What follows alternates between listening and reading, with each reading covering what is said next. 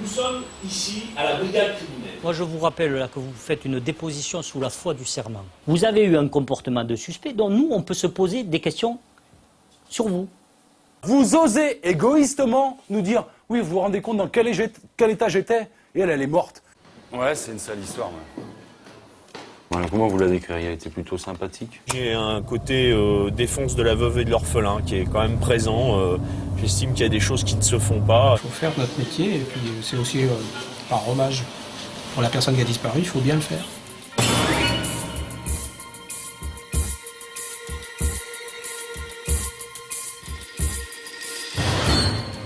Moi, je mène une guerre totale et sans concession avec les trafiquants depuis 20 ans. C'est du business de coke. Ça représente quasiment le million de francs, là. Police! Tu bouges pas! Bouge pas! Qu'est-ce que tu veux qu'on dise au juge demain, là, quand on va l'appeler? Moi, attendez, j'ai rien à voir. Non, mais tu veux qu'on lui dise quoi? C'est pas une fatalité, la toxicomanie.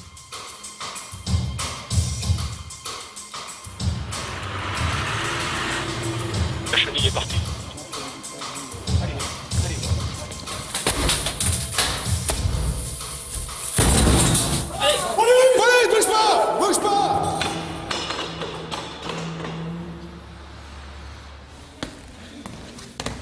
Ces escaliers, la police judiciaire parisienne les grimpe depuis le début du siècle dernier.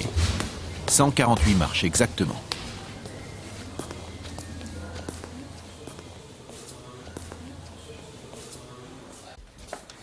Cela fait des mois que ce policier de la brigade criminelle, la crime, mène l'enquête. On a le fax. 15 jours que les 7 policiers de son groupe attendent ce fax. Xavier, on a une réponse de la banque dans l'affaire X-Femme. Patrick Baudot, commandant à la brigade criminelle depuis 20 ans. L'affaire X-Femme, autrement dit l'affaire de Madame X, une inconnue assassinée et retrouvée dans la Seine, au pied du pont d'Austerlitz, 7 mois plus tôt. Il y a peu, Baudot et ses hommes ont réussi à l'identifier. Ils doivent maintenant réunir le plus de témoignages possible. Pour arrêter le meurtrier, il faut comprendre la vie de cette jeune femme. Alors, grande partie du travail consiste à reconstituer la vie de cette personne pour arriver à l'assassin. Et cette reconstitution se fait à partir soit de témoignages humains, soit sur un travail sur ses comptes en banque, sur son téléphone portable. C'est extrêmement long. Et tout autre renseignement administratif pour que je vous envoie une réquisition? Oui, bonjour monsieur, c'est la brigade criminelle. Vous avez parlé de rien en particulier, non? Moi, je voudrais avoir le responsable du compte pour pouvoir voir avec lui un certain nombre de choses par rapport à son client.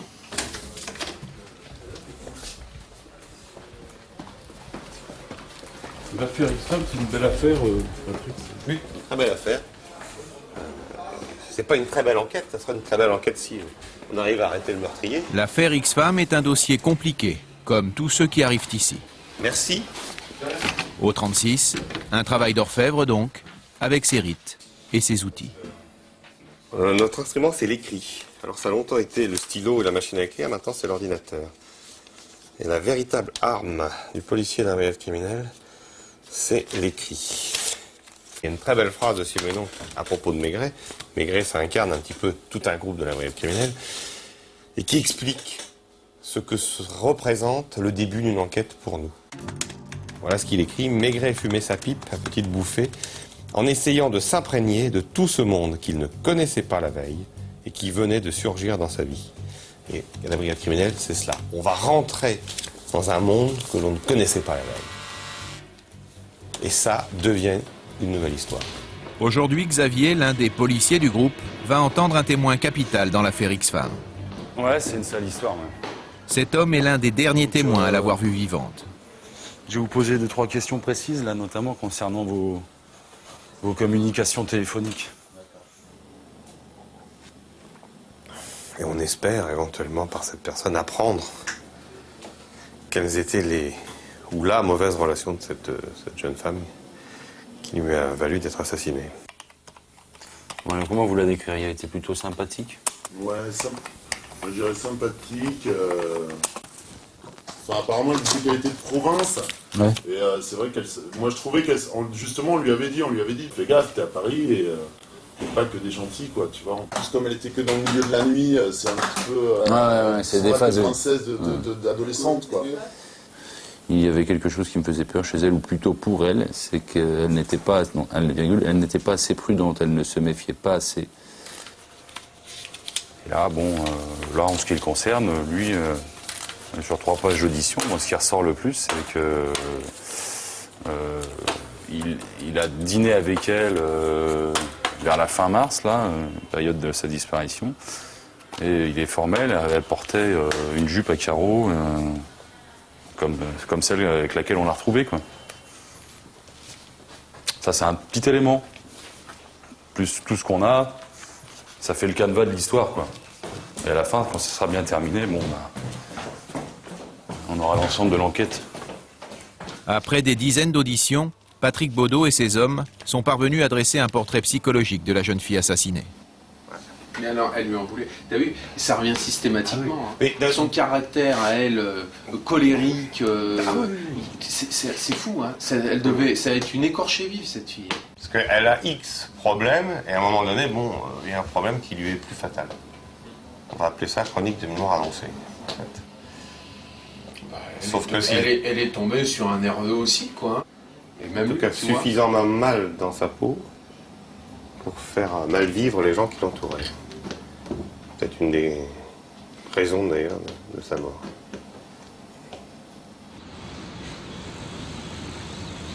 Comme tous les lundis, le grand patron de la crime, Noël Robin, fait un point sur les enquêtes en cours. Aujourd'hui, l'affaire X-Femme. Bon, Jérôme, tu vas poursuivre maintenant avec le droit co, voir ce qu'il y a cette semaine. Ça continue d'avancer dans le groupe Baudot et les soupçons se concentrent de plus en plus sur le même, sur le gars qu'on avait déjà. Néanmoins, ils ont fait un super travail. On a quasiment le soir des faits, on a quasiment les circonstances, c'est-à-dire qu'elle était chez son mec, qui reste à identifier de façon définitive. Elle a tout cassé chez lui. Elle a demandé à un copain à elle de venir la chercher pour dire tiens, viens m'aider à partir. Et ensuite, elle a téléphoné à celui qu'on soupçonne d'être éventuellement l'auteur des faits. Le principal suspect dans l'affaire de cette femme dont le corps a été retrouvé au pont d'Austerlitz, la crime vient de l'interpeller, en fin de matinée, à son travail. Au programme, 24 heures de garde à vue. Laps de temps durant lequel les policiers du groupe Baudot vont tenter d'obtenir des aveux. Pour des raisons de procédure, notre caméra n'ira pas au-delà de cette porte.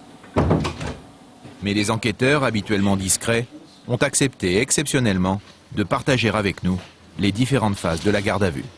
Là, pour l'instant, il donne ses premières explications aux questions qu'on lui pose et on attend de voir un petit peu comment ça va évoluer, comment il va s'expliquer, si ça correspond à des éléments que l'on a déjà dans le dossier ou si ce sont des mensonges. Depuis des mois, les enquêteurs traquent la preuve matérielle. Mais pour l'instant, ils n'ont rien trouvé. Le problème pour nous, c'est qu'on n'a aucune empreinte digitale, il n'y a pas d'ADN, donc en fin de compte, là, c'est un travail sur la psychologie. Hein. Oui, c'est un combat. Là, à un moment, il va falloir savoir s'il va craquer ou pas. Hein.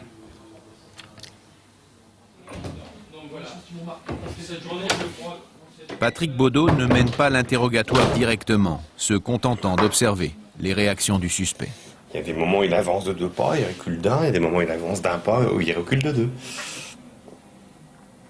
En fait, là, il est en période de calcul. Il essaie de voir quel est son intérêt et comment il peut s'en sortir au mieux. C'est un peu un instinct d'animal, en fait. L'interrogatoire du suspect a commencé il y a maintenant 4 heures. Un côté psychologique, hein. Puis on essaie de percevoir chez le gars justement des signes qui nous renforcent dans nos convictions. Confronté à une nouvelle série de questions, l'homme semble déstabilisé. Autour de lui, l'étau se resserre. Oui, bien sûr. Patrick, tiens, viens voir. Mais il est mal, là. Il a est les yeux comment, brillants, il déglutit. Ouais. Il demande à boire sans cesse. Oui, Ça, c'est quelqu'un qui est mal dans sa peau, mal dans... Il peut pas avoir une attitude très décontractée. Hein, donc, il y a des signes qui ne trompent pas. Ce sont des signes avant-coureurs d'un état de mal-être et de stress intense. C'est un peu comme une partie de bridge. Hein, on attend qu'il se dévoile un petit peu avant de nous avancer nos propres cartes. À un moment donné, il a tourné pendant 10 minutes comme un fauve dans une cage. Comme ça, pendant 10 minutes. Est-ce que ça a un sens, on verra. Il vit très mal, les choses, en fait. C'est un fauve en cage pour l'instant. Mais tu vois, il avait les larmes un peu dans les yeux, parce que là, il voit qu'on commence à enfoncer le clou un peu, et puis tu le vois, il est pris de tremblements nerveux, de comportements nerveux. Mais il va pas y venir facilement, hein, moi je crois. Je pense qu'il n'est pas encore couché, quoi. C'est bien. Ouais, ouais. Il faut qu'on mérite aussi. Oui, tout à fait. Mais c'est un dossier tout à la psychologie. Là. Ouais. Bon, c'est bien. On revient à l'ancienne temps. Cela fait 10 heures maintenant que le suspect est entendu sur son emploi du temps le soir du crime. Pour tous, une pause de 15 minutes vient d'être décidée, histoire de se restaurer et de faire le point. Quand il dit qu'il revient, qu'il retire l'argent et qu'il rentre, il constate déjà que l'appartement il est dévasté. Ça, c'est l'élément clé, parce qu'il faut qu'il s'explique là-dessus maintenant. Parce que s'il commence à dire que tout est dévasté, il faut qu'il s'explique et ça nous donne un mobile. Il va pas nous donner le mobile maintenant. Voilà. Il faut lui laisser l'ouverture. C'est pas gagné.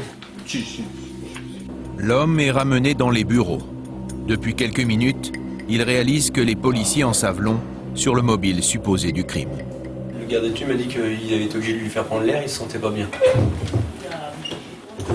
Je sais pas, sa conscience qui le ronge ou il se sent pas bien et il a envie de vomir. Pourtant on lui a donné à manger les repas chauds de l'administration, mais je sais pas si c'est ça qui le rend malade ou pas, mais il est pas en grande forme. À l'intérieur du bureau, le suspect a repris sa place.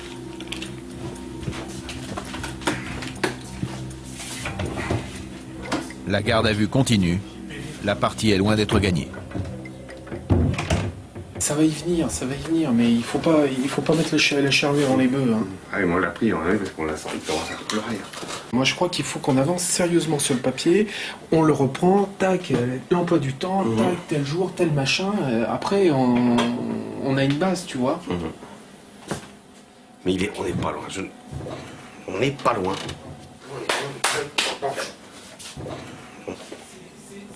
On n'est pas loin. On n'est vraiment pas loin.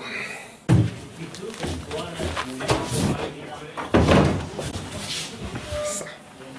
On est à ça.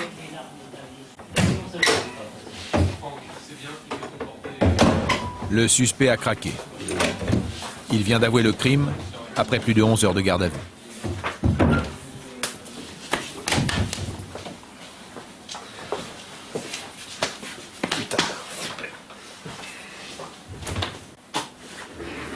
Comme à chaque fois en pareil cas, Patrick Baudot prévient son supérieur. Oui, monsieur Bonnet, c'est Patrick à l'appareil. Je sais qu'il est 1h40. C'était juste pour vous dire que nous venions d'avoir les aveux. Il pleure beaucoup, non? Oui, il a des passages de pleurs, des passages naturellement de désespoir complet vis-à-vis de sa famille, de son père. Donc, ouais, c'est tout à fait normal qu'il soit dans toutes ces phases. Mais bon, je pense qu'il sera soulagé petit à petit d'avoir dit la vérité, ce qu'on lui a expliqué quand même. Les premiers aveux recueillis restent maintenant à préciser les circonstances du crime. Alors, il y avait une mare de sang au sol, et j'ai pris peur et je me suis dit... Les aveux, on est toujours suspendu en fin de compte à ce qu'il va dire. Parce que oui, c'est un moment magique parce qu'on se dit que la moindre parole qu'on peut prononcer peut le couper dans ce qu'il va dire ou pas. Donc c'est un moment de subtilité, à un moment il faut savoir se taire, écouter, ou à un moment le relancer s'il n'arrive plus à parler, quoi. Il est en train de donner tous les détails. De tous les détails qui permettent d'avoir ce qu'on appelle les aveux circonstanciés, qui ne font que seul l'assassin Seuls les policiers qui ont fait les constatations connaissent la réalité de la scène de crime. Cette nuit-là, les hommes du commandant Baudot interrogeront l'assassin sans relâche. Il sera déféré devant un juge le lendemain matin.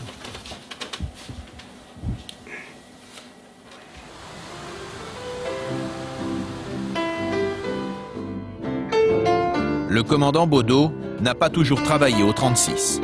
Son premier métier, pianiste de bar. Fuyez donc les truands, les gangsters et les autres. Dès que les interrogatoires lui en laissent le temps, il continue de partager cette passion avec d'autres policiers musiciens du 36. Gare à vous, assassins et sinistres bandits. Le quai des Orfèvres, lieu mythique qui a vu défiler plusieurs générations de policiers. Il y a la crime, bien sûr, mais aussi la brigade des stupes et la brigade de recherche et d'intervention, la fameuse BRI.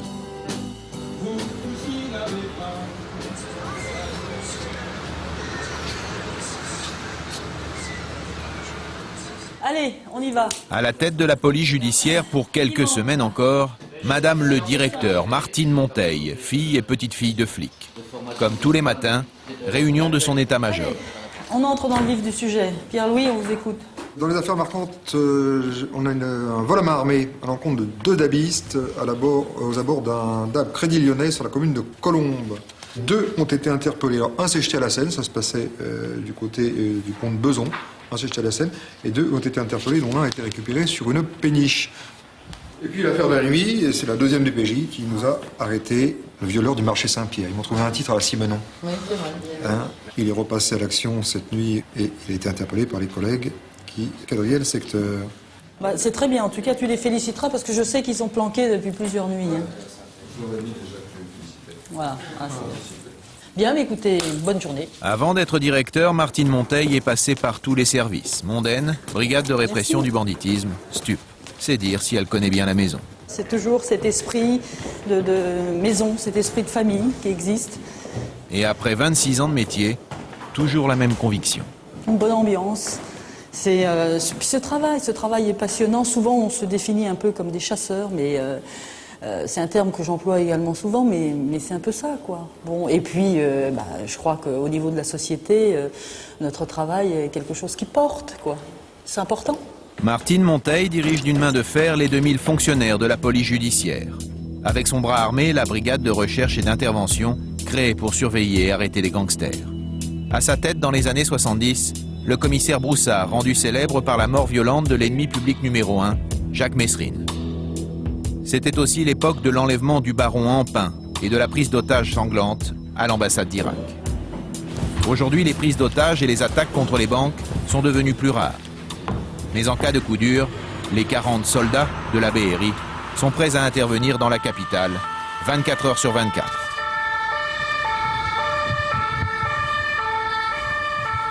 Notre mission essentielle. Pascal Carreau, commissaire divisionnaire. Il est le patron de la BRI. Et de travailler sur des équipes de malfaiteurs dont on le sait qui sont habituellement des gens qui commettent notamment des vols à main armée. Et on traite également des prises d'otages avec demande de rançon. Ce matin, les hommes de la BRI ont été appelés par le commissariat du 20e arrondissement parisien. C'est une personne qui a reçu un texto d'une femme qui est intérieure. Éric Francelet, commissaire principal à la brigade de recherche et d'intervention. Qui dit que l'autre est à l'intérieur, il ne veut pas les laisser partir. Donc le mec intérieur est en prise d'otage. C'est une prise d'otage. Hein. En fait, une prise d'otage dans un bureau de poste. Les otages sont à gauche dans les 2 bureaux que je vous ai indiqués. C'est là, hein, celui-là ? Non, là et là. Ah d'accord, ok. Information, qu'il a bien été condamné à 15 ans pour meurtre. Hein.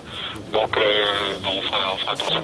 Le forcené vient de sortir de prison. Pascal Carreau, le patron de la BRI, prend le contrôle des opérations. C'est un braqueur d'habitude, c'est bien compris, non ? Condamné pour meurtre, 15 ans. Pour meurtre ? C'est pas un braqueur, c'est pas un braqueur, c'est un assassin. Il a été condamné pour vol et abus de confiance. Est-ce que les fusils ont un fusil ? On a Jérôme qui est en face, qui a l'observation. Okay. Alors Jérôme, là, il l'a bien ? Il l'a en continu en général.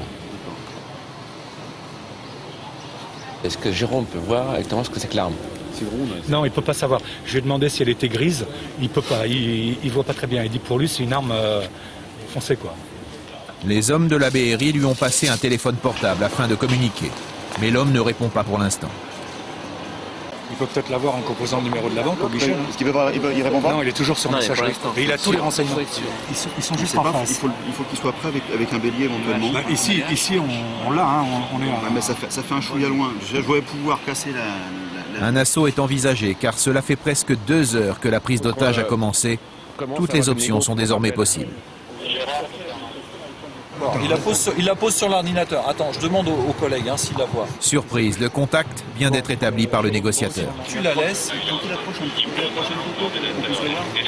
Toi, tu approches, et puis tu sors dehors, tu mets les mains sur la tête, et puis tu vas voir, il y a des policiers qui vont arriver. Hein, pas de problème? Bon. Ok? Il va sortir. Attention, le top 2, il va sortir. Il va sortir. Reçu? Attends, tenez-vous prêts, nous, la chenille est partie. Jérôme. Et puis après, tu mets les mains sur la tête, tu bouges pas. Hein? Ok. Au téléphone, les mains sur la tête, devant les hommes.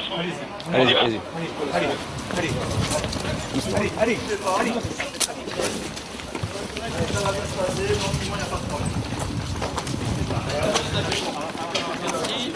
Ouais, c'est bon, un individu neutralisé. À l'origine de ce coup de folie, un retard dans le versement d'une allocation qui aurait pu tourner au cauchemar. C'est la police. Ouvrez les portes gentiment, monsieur. C'est la police maintenant. C'est la police. N'ayez pas peur, ils sont gentils, contrairement à ce que vous. C'est bien, Allez, ça va. C'est bon, c'est fini. C'est fini. Vous voyez, ça s'est pas mal passé. Ça va, vous êtes pas blessé? Non, vous avez eu peur, hein? Il s'est rendu, il est sorti, il a fait ce qu'on lui a demandé, à savoir laisser l'arme à l'intérieur, et il est sorti les mains en l'air avec le téléphone avec lequel il nous contactait. Une prise d'otage de 2 heures, sans un coup de feu. C'est typiquement le type, entre ce qu'il peut faire, il fait des plans, il a fait 11 ans de tôle, il connaît les flics, il nous connaît, il sait comment on travaille, donc c'est pour ça que le négo, il lui parle clairement. On va pas lui dire tu pars pas ballon. On lui explique. De toute façon, il sait qu'il repart au trou. Quoi. Il sait. On lui parle. On a un langage clair avec lui. Hein? Et puis voilà, c'était sans haine ni violence.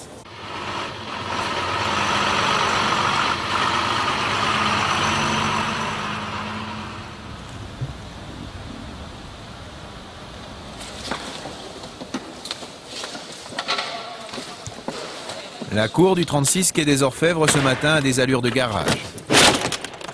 Les policiers de la brigade des stupéfiants viennent de ramener un véhicule intercepté il y a peu dans la région parisienne. C'est le commissaire Vincent Hannereau qui contrôle l'opération. Il informe par téléphone son chef de service. Pour éclairer en fait le cannabis qui est à l'intérieur de la cache. Vincent Hannereau, commissaire à la brigade des stupéfiants. La cache, pare-choc arrière et pare-choc avant du véhicule. En quantité, on pense qu'il y a entre 150 et 300 kg. Et là, on est en train de procéder au démontage du pare-choc avant.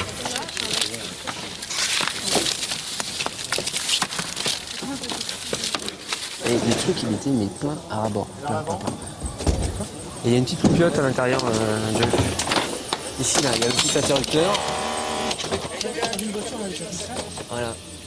Une prise intéressante des stupes que Martine Monteil est venue saluer. Alors c'est le groupe Leblon qui a tapé ce matin à 10h25. En fait, ils se sont implantés hier soir. Cathy Vous allez bien? Bonjour madame.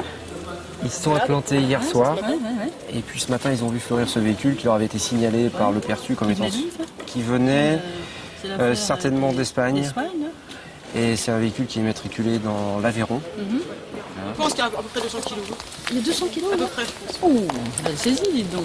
C'est superbe ça. Bonjour, j'arrive bien là. Formidable. Formidable. C'est d'une façon générale en police judiciaire, il faut jamais lâcher quoi. L'opiniâtreté, c'est sûrement, évidemment, une grande disponibilité parce que, oui, ils ont passé la nuit. Quelquefois, c'est même plusieurs nuits. C'est aussi les week-ends. C'est beaucoup de temps passé. Alors évidemment, quand au bout, il y a la saisie, c'est la récompense quoi. 185 kilos de résine de cannabis, valeur marchande entre 400 000 et 900 000 euros selon la qualité. Le seul à ne pas sourire, le chauffeur de la voiture. C'est une belle affaire, ça, monsieur le commissaire. Très belle affaire. Très belle affaire. Ça fait toujours plaisir de prendre du produit. On n'annonce pas comme ça 150 à 300 kilos toutes les semaines. Allez, c'est parti. Inconnu des services de police, le trafiquant va tout de même bénéficier d'un privilège, 96 heures de garde à vue au 36 quai des Orfèvres. Situé dans l'enceinte du palais de justice, le quai des Orfèvres est également à 2 pas de la préfecture de police. Bien, nous allons monter chez le préfet. Et 3 fois par semaine, Madame le directeur a rendez-vous chez son supérieur hiérarchique.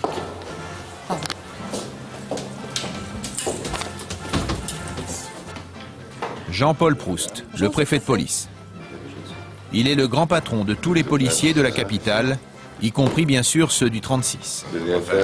Sa mission, garantir la sécurité dans la plus grande ville de France. Bonjour monsieur le préfet, ça va bien? Il accueille un à un tous les hauts responsables de la police. Bonjour monsieur le préfet.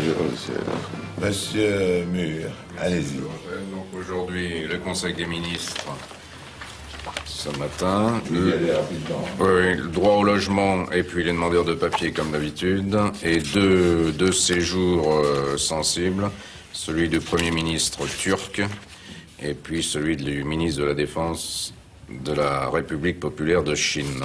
Un déplacement du Premier ministre déjà à 8h30 au Procope et à 18h30 au Grand Palais. Voilà, c'est tout, monsieur le préfet. Madame la directrice, je crois que la PJ a fait quelques belles opérations. Quelques belles opérations, en effet, monsieur le préfet. Absolument. Donc, une affaire de 185 kilos de résine de cannabis. Alors, l'individu est un Aveyronais, ce qui, quand même, est assez atypique dans les auteurs, dans les trafiquants. Et il observe un mutisme absolu. Disant qu'il n'est qu'une mule, qui a pris la drogue à Perpignan et qui a été chargé de la remonter à Paris, point.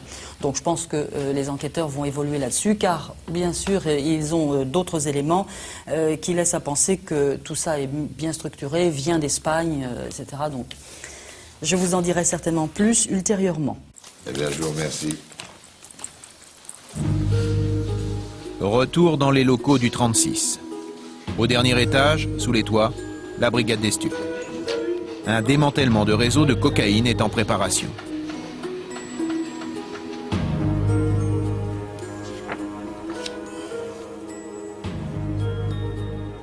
Donc ça c'est le trafiquant colombien qu'on verrait une de ses passeuses. Marc Mahé, commandant à la brigade des stupéfiants, dit le CUM. La voiture partirait de France direction l'Espagne pour récupérer la marchandise là-bas. Est-ce qu'on a une idée d'après... Marc Mahé dirige l'un des groupes opérationnels. Un homme de terrain donc, marqué à tout jamais par ses débuts dans le métier. La première semaine où j'étais là, une jeune fille est arrivée disant que sa sœur était dans un squat. Elle a été demandée une dose d'héroïne dans une chambre de l'île aux Chalons et comme elle n'avait pas d'argent, les dealers ils étaient une dizaine, ils lui ont dit écoute, si tu veux une dose d'héroïne, tu vas être obligé de faire les choses qu'on te demande de faire.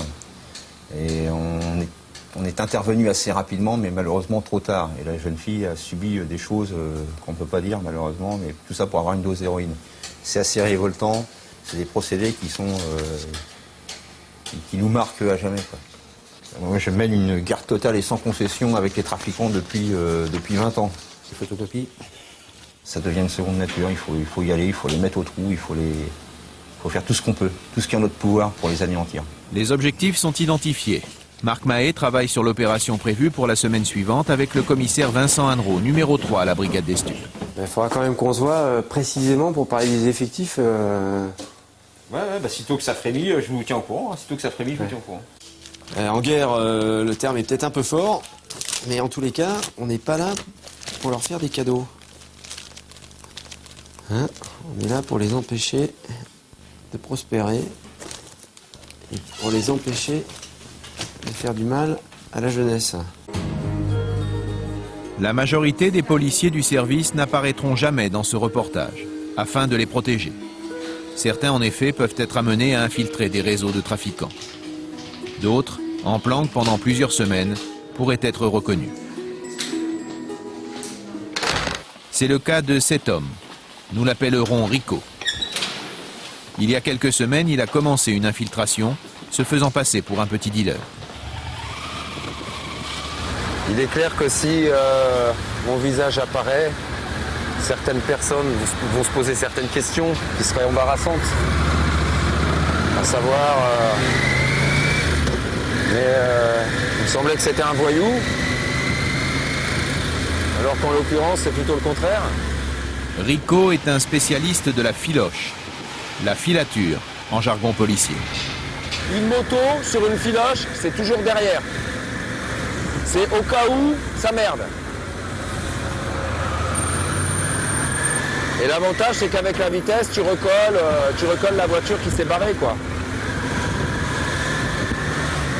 Sur le plan de la semaine prochaine, il y aura au moins 2 motos, parce que tu as des mecs qui bougent en scooter sur le plan. Alors ceux-là, faut les sécher direct, quoi. L'opération planifiée pour la semaine suivante, Rico la connaît bien. Il sera l'un des hommes du dispositif. Bon, en fait,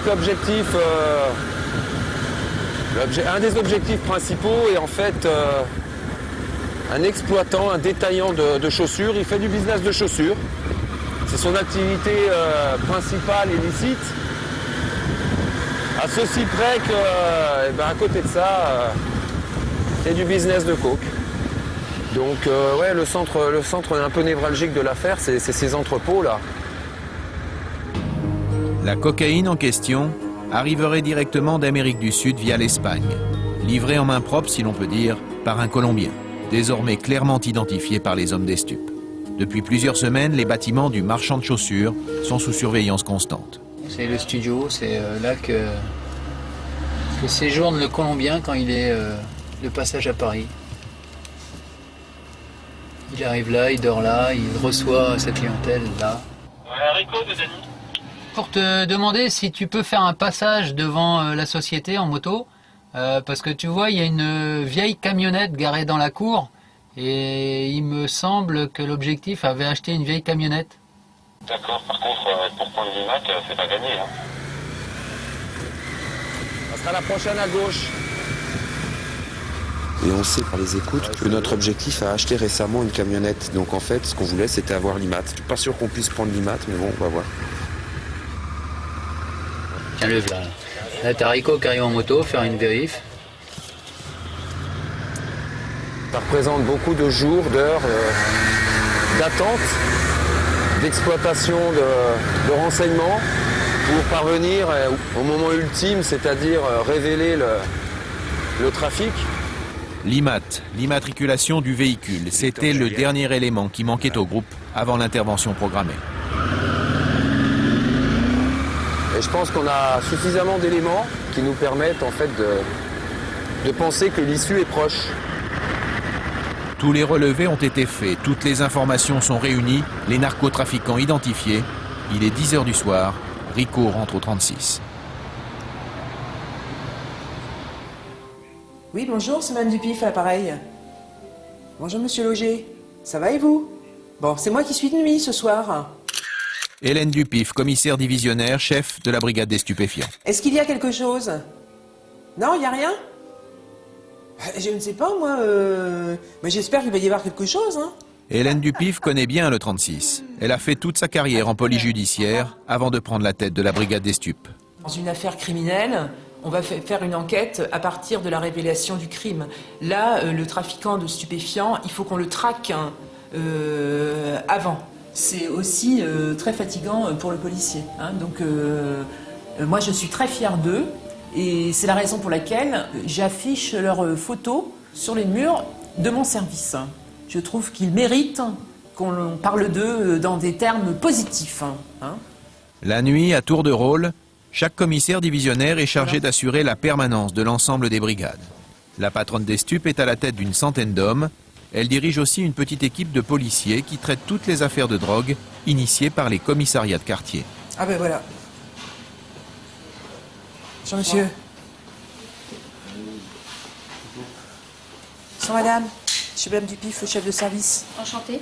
Quand il a détecté la présence policière, il est parti en courant et acheté un sac qui contenait un total de 245 grammes de résine de cannabis et 78 grammes d'herbe de cannabis. Ah bon, bah c'est bien. Tout ça déjà préconditionné, donc qui est prêt à la revente en petits sachets, en morceaux bien découpés. Tout ça, c'est à toi? Non. C'est pas à toi? Non. Le sac, tu l'as pas acheté à la vue des policiers? Ah. C'est bizarre parce que c'est pas ce qu'ils disent. T'as bien été interpellé rue Léon Giraud, dans la cité? Oui. Et vous avez craché votre chewing-gum là? Crachez-le. Vous l'avez avalé? Ok. On va conduire cet individu au local de garde à vue, où il sera très bien visiblement. Individu, oui. Individu, c'est pas péjoratif. Une argument non plus. Pardon? Une argument non plus. Non. Non plus.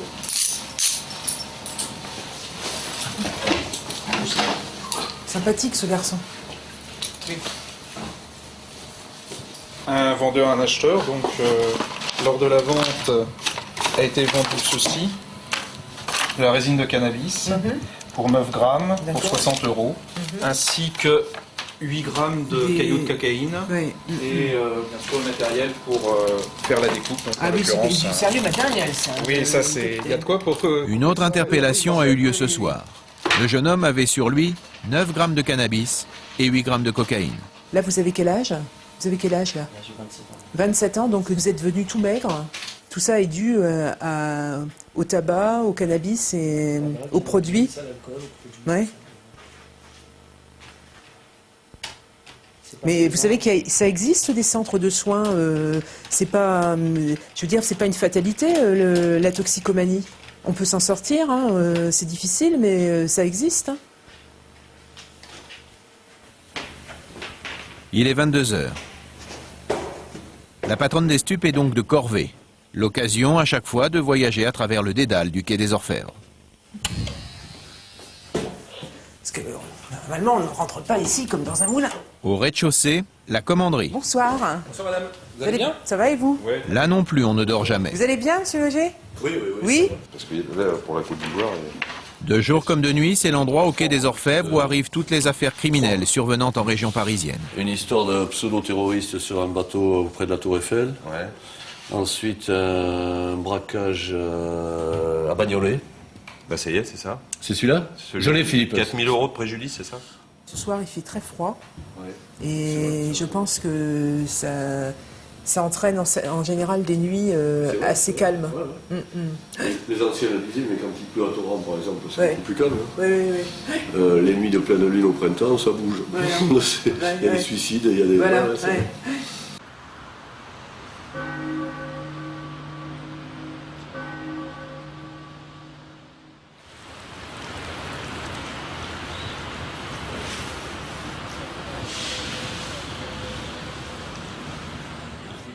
Le lendemain, à l'état-major du 36, champagne et petit four. On arrose le départ de Martine Monteil, du quai des Orfèvres au ministère de l'Intérieur. Quitter le 36 avec un peu de tristesse quand même? Beaucoup de tristesse, beaucoup d'émotions. 26 ans passés là avec ces équipes, on ne peut pas en être autrement, quoi. C'est pas possible, c'est plein de souvenirs partagés, de belles affaires, de choses très dures aussi, parce que bon... des scènes de crimes, d'attentats, des serial killers, des choses difficiles, mais toujours partagées. La PJ, c'est un travail d'équipe, c'est une aventure humaine, je le dis souvent, et c'est important justement d'être ensemble. Au ministère de l'Intérieur, le nouveau défi de Martine Monteil sera de coordonner toutes les polices judiciaires du territoire. Même si pour elle c'est une promotion, je pense que c'est une grande perte pour la maison et j'aurais bien aimé qu'elle reste un peu plus longtemps. Mais c'est certainement un des personnages qui disparaît, qui va marquer une très grande époque au 36. C'est-à-dire les plus grosses affaires de la BRB, de la crime, des stupes, et en même temps tout un esprit 36 qui est unique à mon avis sur Paris. Et je crois que là, on a une fin d'histoire, une époque qui se termine, effectivement. Et l'autre histoire commence dès ce matin, sur le trottoir du quai des Orfèvres. Il arrive en voiture, je suppose? Non, il vient à pied. Il a venu à pied? Ah oui. Le successeur de Martine Monteil a été nommé en Conseil des ministres et c'est le préfet de police en personne qui vient introniser le nouveau patron. Merci, je suis très heureux de vous accueillir. Le nouveau patron s'appelle François Jaspard. Il était jusqu'à aujourd'hui directeur adjoint de la Grande Maison.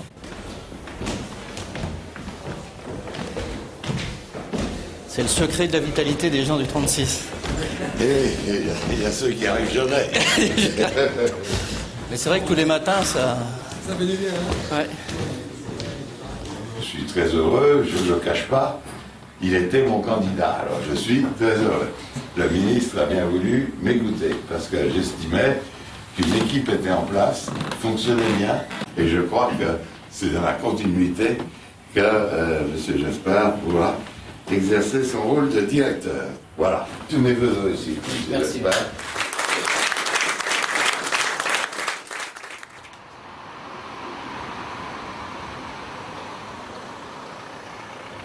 Les hommes de permanence à la brigade criminelle viennent d'arriver.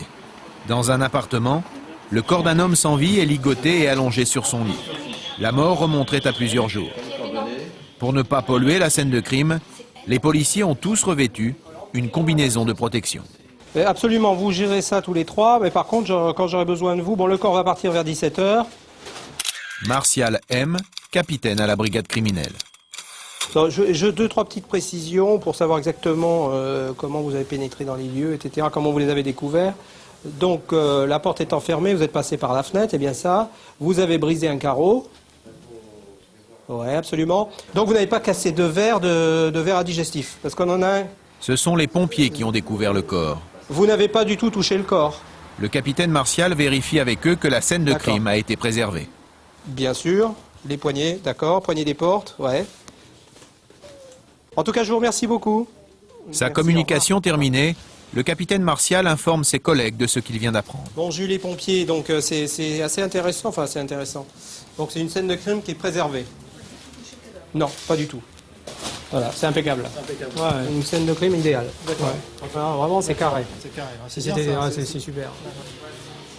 Un caveux. Un cheveu. Prélèvement, s'il vous plaît. Un cheveu trouvé à proximité du cadavre. Un TSC, s'il vous plaît. L'assassin a peut-être signé son crime. Un TSC, c'est quoi? Un technicien scène de crime.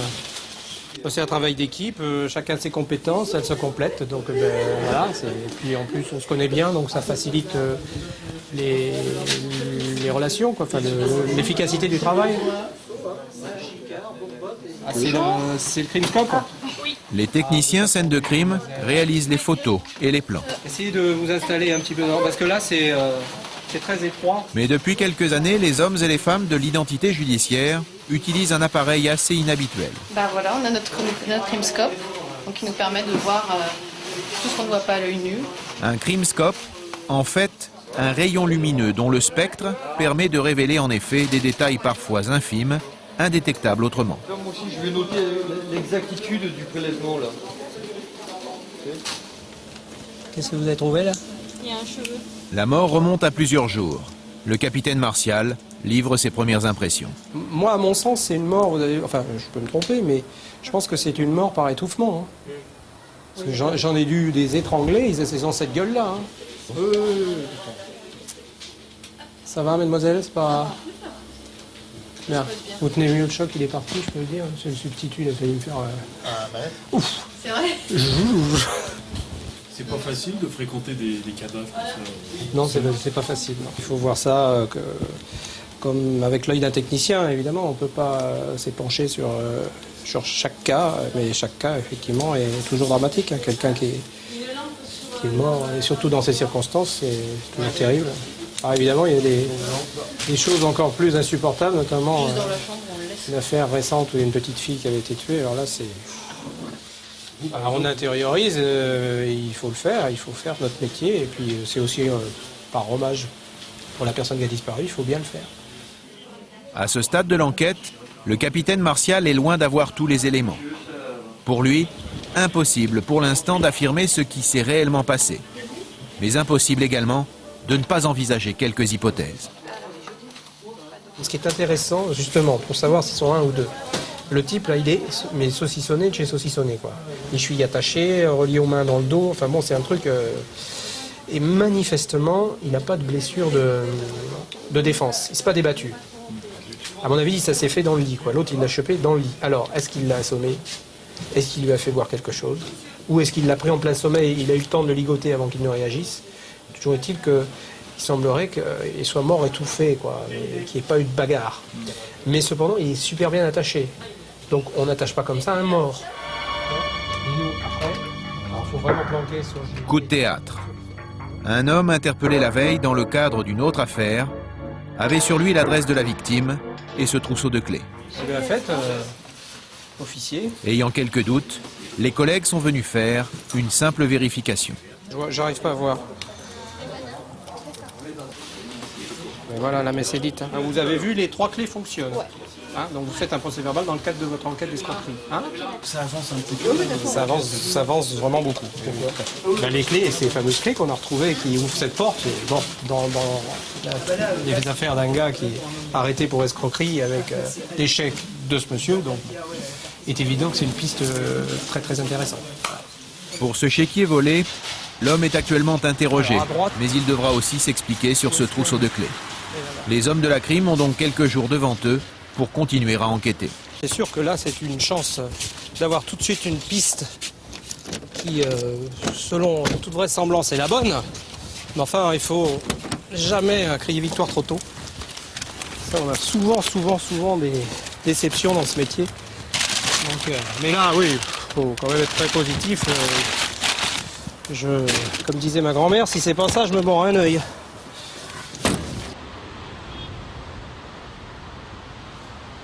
Retour quai des Orfèvres, dans les bureaux de la brigade criminelle. Allez, ressourçons-nous à la fontaine. Le chef de groupe, c'est cet homme. Retenu pour une autre affaire, il découvre aujourd'hui le crime constaté dans le 15e arrondissement. Je vais prendre connaissance de photographies puisque j'étais pas là sur la découverte du cadavre. Bernard Henry, commandant à la brigade criminelle. C'est vrai qu'il y a quand même, quand on découvre une affaire comme ça, il y a un sentiment d'injustice. On se dit, mais pourquoi cette personne a fini comme ça et par la faute à qui? Et ensuite, c'est à nous, justement, de faire le point là-dessus et d'essayer de découvrir celui qui se permet de mettre un terme à la vie de l'autre, qui est quand même l'infraction ultime dans notre code de procédure pénale et dans la vie d'aujourd'hui. Au rez-de-chaussée, de l'autre côté de la cour, l'identité judiciaire. Le technicien qui était sur la scène de crime finit d'entrer les données dans l'ordinateur. Voilà un plan d'ensemble de la scène de crime, c'est-à-dire c'est l'appartement de la victime. C'est surtout pour que le magistrat ou l'officier de police judiciaire puisse savoir comment ça s'est passé, où ça s'est passé, et qu'il puisse avoir une idée d'ensemble. Il faut qu'il ait le sentiment d'y avoir été. Il va comprendre comment la scène s'est passée. Voilà, la cuisine, le couloir, l'entrée, la personne a été retrouvée dans la chambre, ligotée sur son lit. Nous avons matérialisé les traces indices dans le séjour, porte-carte, mégots de cigarettes à tel endroit, et puis ces mégots ont été prélevés et ça a été envoyé au laboratoire pour faire une recherche ADN, quoi. C'est un travail minutieux. Il faut être précis, concis. Il faut aimer ça aussi. Bon, il ne faut pas être sensible non plus, hein, sinon il ne faut pas venir à l'IJ, quoi. Autre élément attendu pour ce crime du 15e arrondissement, l'autopsie. Le capitaine Martial va désigner Vincent, l'un des enquêteurs de son groupe. Toi, tu vas avoir pas le meilleur morceau aujourd'hui. Tu vas aller à l'autopsie à 11h. Là, c'était vu l'état du corps, et on ne pouvait absolument pas savoir précisément donc, ce qui a provoqué son décès, mais bon, là, bien sûr, l'autopsie va le déterminer. Ouais. Un ami de la victime vient d'être convoqué. S'il n'est pas capital, son témoignage permettra tout de même d'en savoir plus. Collègue du groupe hein, qui participe à l'enquête. D'accord ? Dans le bureau d'à côté, une voisine témoigne. Le soir du meurtre, elle affirme avoir vu un homme et entendu des cris. Il n'a pas reçu à ce manteau, il avait un manteau noir. C'est lui. Il n'a pas Parce reçu. qu'on a trouvé, en fait, dans l'immeuble voisin, une dame qui nous dit ah bah tel jour, c'est sûr, j'ai entendu des bruits, des cris, ça tapait, alors que ça ne se produit. L'affaire se présente bien. Devant le patron de la crime, Noël Robin, le capitaine Martial fait un point sur l'enquête en cours. Je m'être fait la réflexion, ah bah si eux s'y mettent aussi, vous voyez. Nous, la mort, on la situe le mercredi. Oui, mercredi soir. Plus ou moins par rapport au fait Bah, que tout le lendemain, s'arrête, personne- vous avez un petit calendrier qui changeait chaque jour mercredi, le programme télé mercredi, Manifestement, plus personne ne voit. à partir et de plus mercredi. personne ne voit, et les Vous faites messages... faire vous faites faire un voisinage mercredi soir à ce moment-là. On refait un voisinage mercredi soir. Ah oui. D'accord. Oui. D'accord. Oui, oui. Oh bah puis là on a des stagiaires donc c'est bien. Voilà. Non, non mais c'est bon. Bah, parfait monsieur Robin. Oui, allô? Oui, Vincent? Vincent, c'est l'enquêteur envoyé à l'Institut médico-légal pour l'autopsie. Voilà, donc, il y a- Bon, bah, bon courage. Hein, mets-toi un truc sur le nez parce que ça va cocoter. Hein. Tandis que toutes les pièces trouvées sur la scène du crime sont systématiquement mises sous scellé, le capitaine Martial continue avec ses collègues à avancer ses théories sur le meurtre. Manque de peau alors qu'il est en train de fouiller. Il se réveille. Donc il lui saute dessus, lutte, crie, et là, quick. Il y a des questions sans réponse, il y a des choses qu'on ne comprend pas, mais c'est toujours pareil, ça, on aura la réponse quand celui qui a fait le coup nous voudra bien nous la donner. Non mais vous avez vu les liens? Là c'est pas un jeu sexuel, ça, c'est super serré. Non, arrêtez avec ça. J'ai pas de conviction, moi je me laisse persuader dès lors qu'il y a des faits. Martial, soyons simples. La seule solution, c'est qu'il ait été camé. Hein. Il est bien. Mais à ce moment-là, pourquoi elle le ligote? Il n'était pas bien, le ton monte, elle entend gueuler, et là, squeak. Ah. Victime droguée, jeu sexuel, crime crapuleux. Pour l'heure, le scénario de la soirée du crime est loin d'être écrit. Ah, Jean-Claude, enfin un garçon sensé dans cette brigade de fous furieux. La nouvelle enquête de voisinage demandée par le patron de la crime permettra peut-être d'en savoir plus. Classique du travail policier, pour lequel le commandant Bernard Henry se prépare sérieusement. Vincent a pris les photos, Oui, il a pris la cote, tout. Il a pris la cote, est-ce qu'il a pris une CR? Non. Oui. Comme d'habitude, tout est parfait. Bonsoir. Bonsoir mesdames. 20h, Bernard Henry et ses hommes quittent leur bureau, pour quelques heures seulement. Car quand on travaille au 36, on n'abandonne jamais vraiment les lieux. Et on échangerait, et là je partage cette idée-là avec beaucoup de collègues, on échangerait pour rien nos vieux bureaux un peu exigus dans lesquels on s'entasse à 3, voire plus des fois, Tout à fait. pour des locaux neufs dans des immeubles hyper modernes mais complètement décentrés, Sans là âme, vraiment ouais, sans ouais, âme. Voilà, ouais, ouais. ouais, c'est vrai. Le crime est une infraction qui est commise par tous à différents moments de leur existence. On est amené à intervenir dans tous les milieux, que ce soit les plus défavorisés comme les plus huppés. Bon, puis moi aussi j'ai un côté défense de la veuve et de l'orphelin qui est quand même présent. J'estime qu'il y a des choses qui ne se font pas et je trouve que bon, j'ai une certaine notion du service public et des devoirs qu'on a envers nos concitoyens. 22h, l'heure supposée du crime. Il y a 2 semaines, la victime était assassinée. Ce soir, au pied de l'immeuble, les 3 policiers ne vont pas hésiter à faire le pied de grue, histoire de racoler d'éventuels nouveaux témoins. Un client. Allez. Bonsoir monsieur, la police, ne vous inquiétez pas. On fait une enquête de voisinage suite à un homicide. Demandez-leur, on ne sait jamais s'ils ont entendu vers cette heure-là des cris dans la rue, des choses comme ça. Ouais, bah dans ce cas-là, où est-ce que... La brigade criminelle, 36 quai des Orfèvres. D'accord. Ce monsieur me dit rien, vous voyez, je l'ai D'accord. jamais croisé. Donc c'est lui qui habitait là et qui est donc décédé. Bon. Alors, Bah, ouais. Faut renifler, revenir et revenir encore, et puis on finit toujours par voir, par trouver, ça avance quoi. Et il paraît qu'ils ont trouvé l'assassin là. Non, pas encore. J'ai entendu dire dans le journal, c'est ça. Ah, là, ce que dit. Oui, je sais. La presse dit des choses. Oui. Avec la personne suivante, promène son chien. Le capitaine Martial va avoir plus de chance. J'espère que le chien n'est pas méchant. Ça s'est passé donc comme ce soir à mercredi, vers cette heure-là. Vous promenez toujours cette adorable créature à peu près à la même heure? Ouais. Il y a quelqu'un qui a crié. Ah, je sais pas, pourquoi vous dites ça? Moi, il y a 15 jours, j'ai entendu un hurlement. Je suis collègue, hein, je suis fonctionnaire de police aussi. Je ne suis pas posé plus de questions. Tu peux la tutoyer, c'est une collègue du Sarige. Et Sarige 7, et en plus qui a quelque chose à nous dire. Ah oui. Et ma réflexion était de me dire, c'est un différent familial et on a dû appeler des collègues.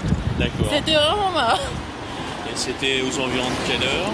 Il faisait nuit. Après. Il faisait nuit, c'était forcément le soir, puisque je m'apprêtais, je sortais mon chien. En général, je ne sors pas avant 10h30, 11h, là je sors un peu. Vous êtes de quel service? La crime. La crime. Oui. Ah, bah, vas-y. On peut se tutoyer, on est officiers tous les deux, à moins que ça te dérange. Hein, mais, Non, j'ai pas vraiment l'habitude. Non, mais. De tutoyer les gens que je crois pas bah. la rue à 10h. Ah bah oui, mais je suis de la vieille école dans la police.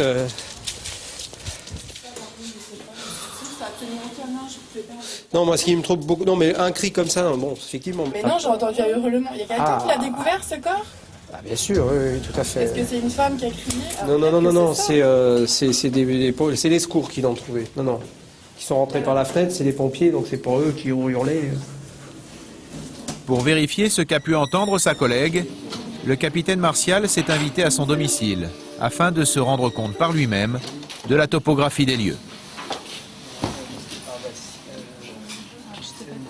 Moi j'ai eu l'impression, alors je sais pas si c'est l'écho, mais ce cri j'ai eu l'impression que ça venait de là.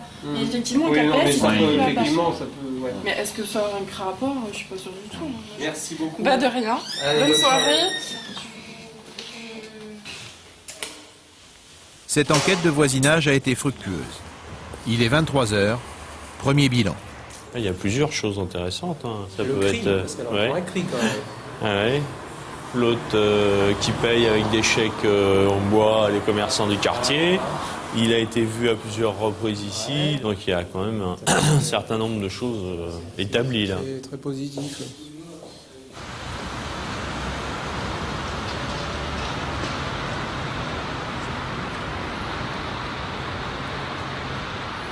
Le lendemain matin, dans les étages du quai des Orfèvres, le capitaine Martial et ses collègues de la crime continuent leurs investigations sur le mort du 15e arrondissement. Bon, ça bosse. Alors Isabelle. Isabelle est le procédurier du groupe. Le jour de la découverte du corps, sur la scène du crime, elle a noté tous les détails. Les verres, c'est pas probant. Si ça paluche sur les verres, c'est normal, il venait là. Donc, 18. Ce matin, Isabelle confie les scellés aux mains expertes des policiers de l'IJ, l'identité judiciaire. Pour en oublier aucun, quoi. Relevé d'empreintes ou d'ADN, les enquêteurs doivent réunir toutes les preuves matérielles avant l'interrogatoire du présumé meurtrier. Problème, le temps manque aux techniciens. Non mais avant, non, sérieux, c'est important. Mais bon, c'est pas une science exacte, on peut pas dire qu'on va trouver quelque chose, on peut pas dire qu'on va rien trouver. Bon, d'accord. Bon, bah écoute, ok. Les pièces à conviction saisies au domicile de la victime s'en vont. Direction, l'identité judiciaire installée de l'autre côté de la cour du 36. Ce service, c'est le domaine de cet homme. Richard Marley, commissaire divisionnaire, chef de l'identité judiciaire. C'est là que toutes les traces relevées sur la scène du crime du 15e vont être analysées et expertisées. Si les empreintes relevées notamment apparaissent ici, c'est pratiquement l'assurance d'une affaire résolue. Si on s'appelle l'identité judiciaire, c'est pas pour rien. C'est à partir de traces digitales qu'on a trouvées sur une scène d'infraction, d'être capable de les identifier. Alors, pour ce faire, là, on le voit, il a donc saisi dans un premier temps des traces digitales trouvées sur une scène d'infraction, ce sera à peu près ça, et il va les envoyer en comparaison dans la base du fichier automatisé des empreintes digitales. Alors à ce moment-là, si on dit qu'on a 12 points de concordance et aucun point de dissemblance, on peut affirmer que cette trace correspond bien à cette empreinte. Dans les tiroirs de l'identité judiciaire, plus de 2 millions d'individus ayant eu affaire au moins une fois avec les services du quai des Orfèvres. Et parmi eux, quelques célébrités du crime. Tout ce qui fait partie du mythe du 36 quai des Orfèvres, c'est des noms de malfaiteurs. Landru, Petiot, ou bien encore le grand Mesrine, enfin le grand parce qu'on l'appelait Jacques le Grand, quoi. Mesrine, une des figures du grand banditisme. Hein. On a des documents comme ça, comme les fiches d'empreintes digitales de Pierre Loutrel, qui était plus connu sous le nom de Pierrot le Fou. Hein. Là, on a les empreintes digitales des pères fondateurs et mères fondatrices d'Action Directe, d'AD, Jean-Marc Rouillant, Joël Aubron, Georges Cipriani et Nathalie Ménigon. Hein. L'accident de l'Edidi, c'est l'affaire Durne, la tuerie de Nanterre, c'est l'affaire Guy Georges. Et dans l'affaire du crime du 15e arrondissement, les empreintes relevées sur place ont parlé. Le suspect est maintenant clairement identifié. Je l'ai. Tu viens, Vincent? Oui, les deux autres nous attendent en bas. Avec ces résultats, tout s'accélère. Ce matin, le capitaine Martial a reçu le feu vert de la justice pour une première garde à vue à la crime. Là, nous allons chercher un détenu à la souricière du palais de justice que l'on va placer en garde à vue dans le cadre de notre affaire, qui est détenu pour autre chose. Et donc le juge d'instruction qui l'a incarcéré nous a autorisé à l'extraire pour qu'on puisse, nous, travailler sur notre dossier. Cela fait maintenant 1 mois que le capitaine Martial travaille sur cette affaire du 15e. Bientôt, face à lui, il aura un homme susceptible de lui livrer le vrai scénario de la nuit du crime. À la brigade des stupes, le commissaire Vincent Hannereau se prépare maintenant au coup de filet contre le réseau de trafiquants de cocaïne, dirigé depuis ses entrepôts de la banlieue parisienne par un marchand de chaussures. En attendant l'arrivée du Colombien importateur du produit stupéfiant, tout le service est à l'heure sud-américaine. Et Marc? Oui. Comment est-ce le café? Oui. Comment est-ce le café? C'est bien. Ce matin, c'est jour de paix à la brigade des stupes. Le commandant Marc Mahé découvre le montant de son salaire, 3 000 € après 30 ans de carrière.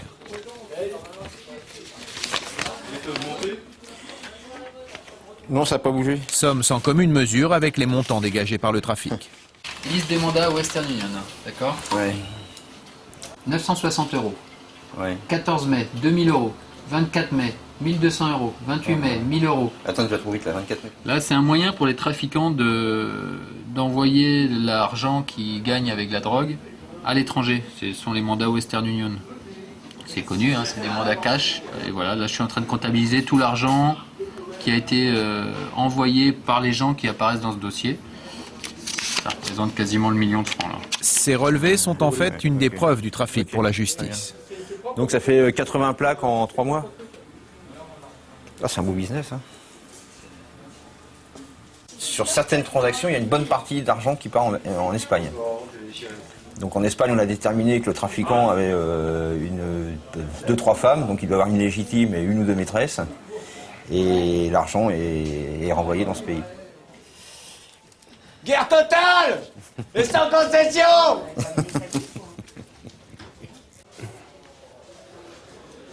Je peux les faire entrer là, chef, ou pas? Ouais, c'est bon, hein, Arnaud. Vous pouvez venir. Et comme à la guerre, les plus hauts gradés vont organiser pour tous leurs hommes un dernier briefing commun avant déclenchement de la grande opération. 30 policiers sont mobilisés. Non, ben, l'objet de la réunion, chef, c'est donc le dispo, là. Marc, je vous laisse le manche. Une fois ces gens identifiés et localisés, on a décidé de procéder aux interpellations. Donc il y aura à peu près 9 points à investir simultanément, de façon à ce que l'opération réussisse. C'est bon? Mais à l'issue de la réunion, petit problème. Le commissaire Hannereau, qui est un homme de terrain, s'estime mal placé dans le dispositif. Ouais, parce que la plupart, ils vont débouler ici. Hein. Oui, mais il n'y a aucun problème, il y aura toujours quelqu'un ici. Ouais, sauf que moi, je me retrouve là, ça me fait chier, parce que si ça... Non, mais c'est 50 mètres, là. Ouais. Vous y êtes là quand Philippe va annoncer que le départ du mec, vous envoyez. Hein. Ouais, total et sans concession. Rassurez le commissaire. 2 ans, c'est 2 ans et 2 mois. C'est maintenant au tour de la patronne de venir encourager le commandant Mahé. Donc il ne peut plus nous échapper.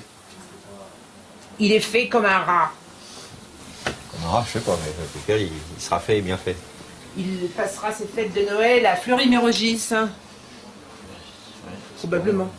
Ah, il le faut. Le Colombien qui les attend depuis des mois a été repéré. Il fait route sur Paris. C'est bon signe là. Là, ça, oui, il y a une touche là. Il y a une touche, donc on va mettre en alerte les collègues qui vont nous renforcer. Bon, il n'y a plus qu'à. Oui, bien respect, monsieur le juge. Marc Mahé, le commandant de la brigade des stupéfiants. Oui, je vous appelle parce qu'on a un frémissement sur la ligne, donc on envoie le dispositif sur Ivry là. Donc il y a des possibilités d'interpellation dans les heures qui vont suivre là. Ah, moi je vais avec Marc. Ça bouge? Bah a priori, ouais, a priori le mec, il y a une converse là, il monte. Il craque. Allez, Bon, on y va. Pierrot, c'est parti.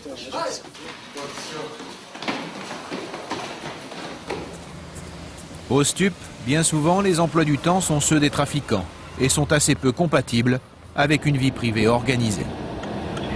Ouais, bon, bon. Bah, normalement, on devrait cogner ce soir. Ouais. Ah, si je rentre pas, c'est vraiment qu'on fait une nuit blanche complète, quoi. À tout à l'heure, ma chérie.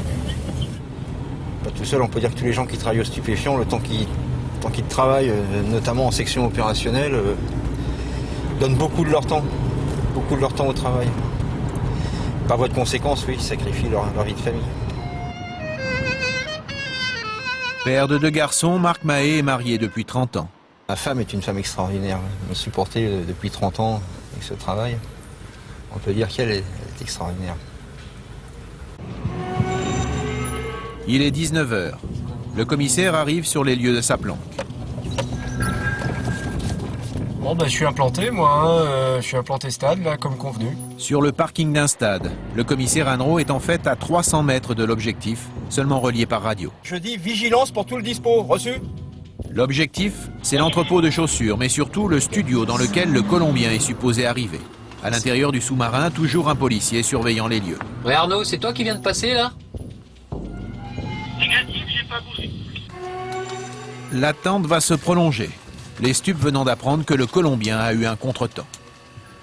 Et le mec, le principal, il devait arriver aujourd'hui. Et cet abruti, il devait arriver 7... Attends, non, pire.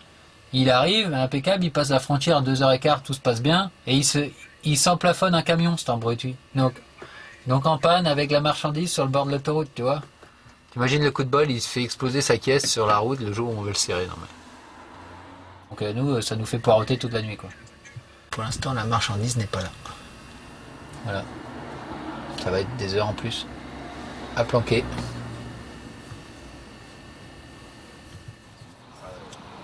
Il est décidé de ne pas lâcher prise, même si la planque doit durer plusieurs jours. Dans les escaliers de la crime au quai des Orfèvres, le suspect dans l'affaire du 15e arrondissement a été extrait de prison pour un premier interrogatoire. On a un certain nombre de questions à vous poser. Je vous demande simplement de collaborer et ça se passera très très bien. Je vous dis, on n'a aucun a priori contre vous. On veut simplement vous poser un certain nombre de questions. Ça s'est passé comment? Avec? Ah oui. Donc, comme vous êtes une personne qui l'a vu assez récemment... Il est mort? Ouais. Premières impressions des enquêteurs. Il se présente bien. Il se présente bien. Parce qu'il fait le surpris quand on lui apprend la mort de son ami.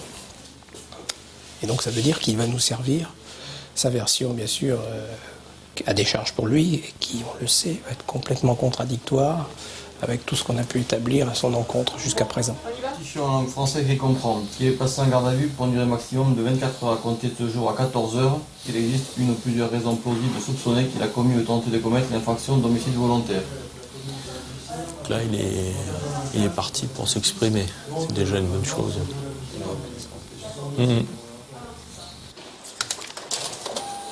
serait quand même souhaitable que le suspect nous explique exactement ce qui s'est passé, parce qu'il y a encore des zones d'ombre, des choses qu'on aimerait savoir, et lui seul peut nous éclairer.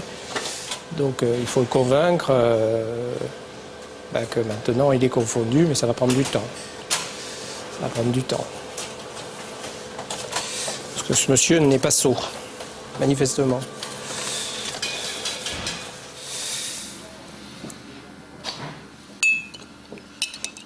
La journée risque d'être longue. Tous les ordinateurs de la brigade sont en réseau. Le capitaine Martial peut ainsi suivre en temps réel ce qui se dit derrière la cloison. Oui. Étranger d'abord, devant, ouais. Vous pouvez suivre la procédure en direct là, Oui. Ça, c'est tout nouveau. Hein. C'est-à-dire, je peux suivre effectivement ce que ma collègue est en train d'enregistrer dans 2 bureaux à côté. Ouais.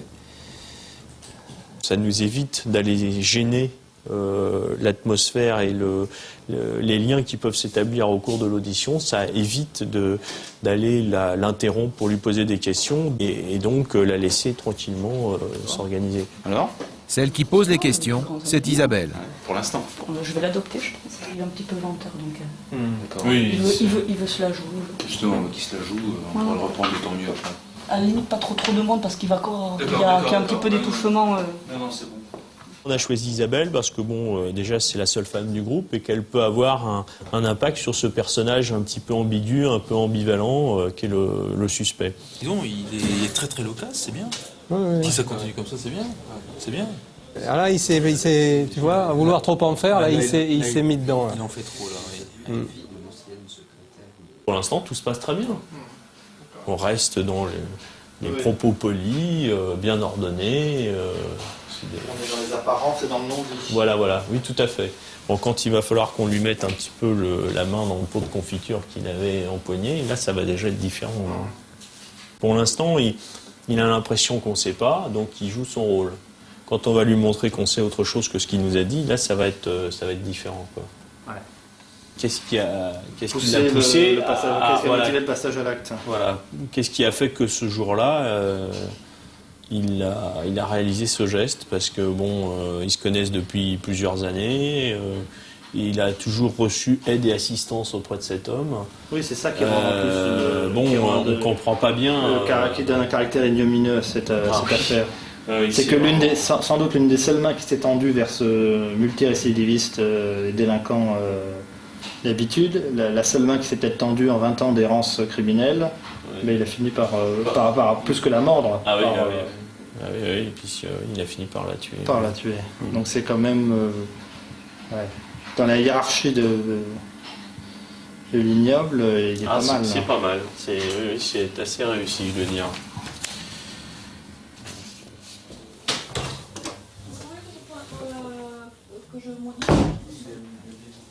Il est cohérent.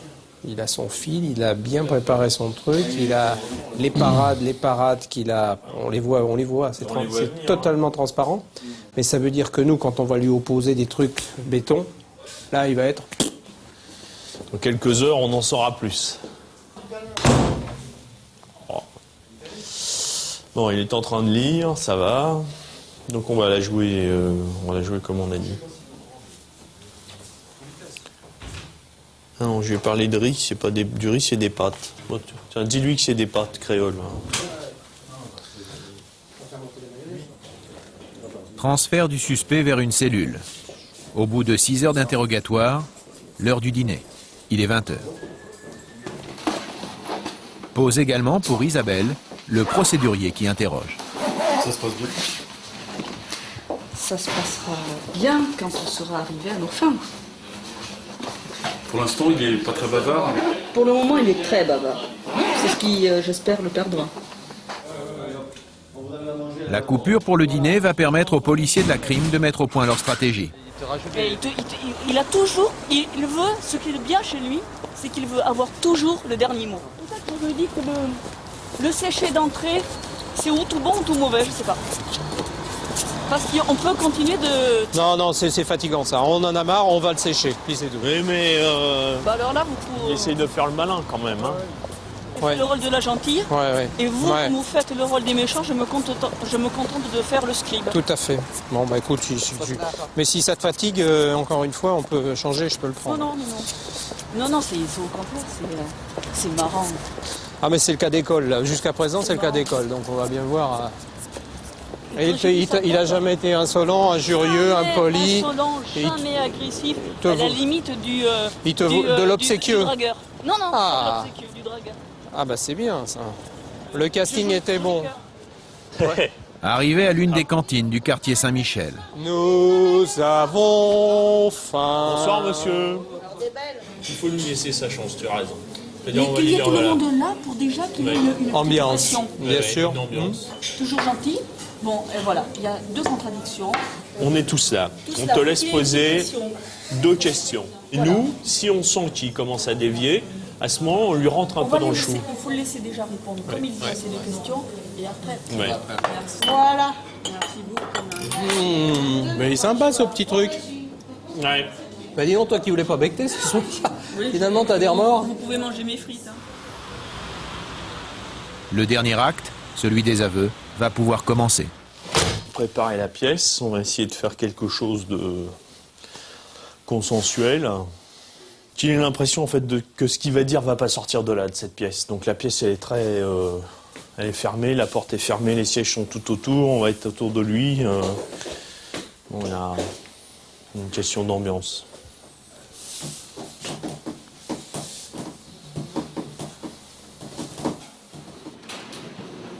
Au même moment, l'acteur principal, lui, est remonté de sa cellule. C'est vrai que c'est un peu théâtral, il y a une mise en scène, Martial et moi sommes en costume cravate, et c'est important aussi pour les personnes que l'on a en garde à vue. Il y a un certain respect de la personne, même s'il est gardé à vue, même s'il a tué quelqu'un. C'est le mien. On va repartir à l'émission. Si vous avez des modifications à...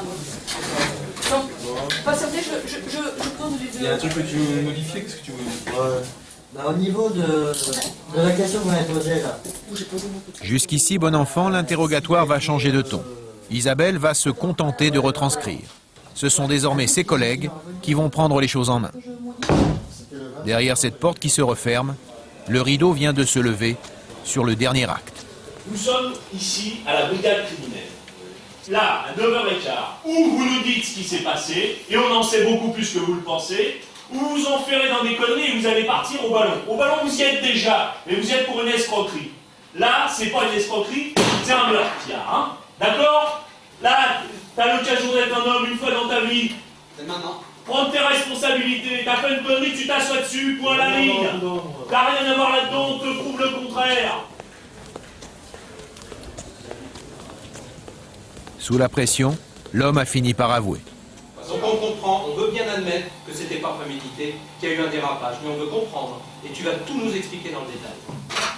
Monsieur Robin? Comme toujours en pareil Oui, cas, monsieur Robin. le chef de section prévient le patron de la crime.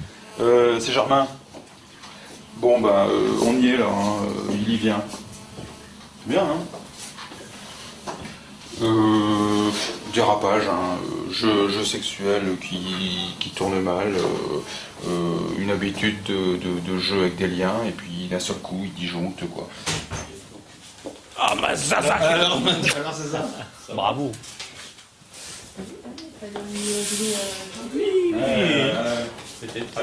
C'est un geste d'une gravité extrême, c'est pratiquement le pire geste que quelqu'un puisse faire, ôter la vie d'un autre. Et il s'agit là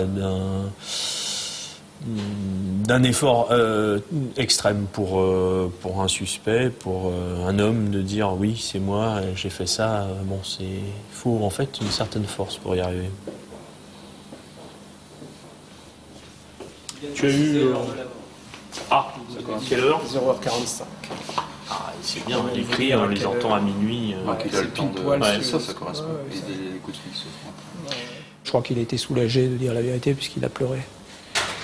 Parce que effectivement, c'est pas un coutumier du fait. Il n'a jamais eu d'agression ni d'atteinte aux personnes auparavant. Donc, je crois que ça, il a du mal à le vivre quand même. Et c'est souvent, on constate un soulagement pour des criminels d'occasion de passer aux aveux. Voilà. Un criminel d'occasion qui risque tout de même la prison à perpétuité. Les hommes des stupes n'ont pas lâché leur proie. Depuis la veille, ils ont continué la planque autour des objectifs, l'entrepôt de chaussures et un studio attenant occupé à l'occasion par le narcotrafiquant colombien. Entre-temps, celui-ci est arrivé. Pourtant, les policiers ne l'ont pas arrêté. Malgré la fatigue qui les étreint, ils ont préféré le laisser dormir. Car ce que les enquêteurs veulent maintenant, c'est que les gros acheteurs de cocaïne arrivent directement au domicile du narcotrafiquant afin de procéder aux premières interpellations. Donc on a une partie du dispo ici. Les objectifs sont là. Il y a une partie du dispo qui est ici. Ici. Et ici. La NAS est posée. Ils sont dans le filet là. Vous voyez, sur les dispos, on les prépare vraiment à la façon militaire. C'est des organisations vraiment paramilitaires. Hein. Quand vous avez un passeur ou un lieutenant qui tombe, il y en a tout de suite un qui prend la place. C'est très structuré. Et bien contre des organisations paramilitaires, et bien nous on est obligé d'avoir une attitude militaire en fait. Hein. Il y a des clients qui appellent là. Coup de téléphone.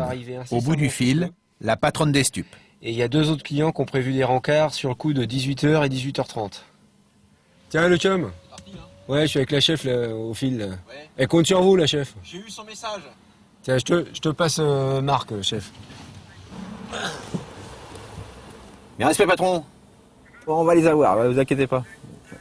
Et puis voilà, on espère que les dieux vont souffler dans le sens. On est chaud, on est chaud. Hein. Voilà, et le général Anro est chaud. Il est hoche. Elle vous soutient quand même, madame? Ah ben bien sûr, elle est proche de ses enquêteurs. Elle souffre avec eux. Ce qui est important, c'est de savoir que notre chef est avec nous. L'ultime affût des chasseurs de stupes, à quelques minutes du coup de filet. Le scénario idéal, c'est qu'il y ait des clients qui se pointent là, qui se fassent servir, on arrache les clients, on continue à planquer autour du studio et quand les 2 objectifs sortent, boum boum. Le dispo de Philippe, que la première vague se tienne prêt. Alain sort, c'est pris? Ouais, c'est bien pris. C'est le signal que le commissaire Anro attendait. La première interpellation sera pour lui.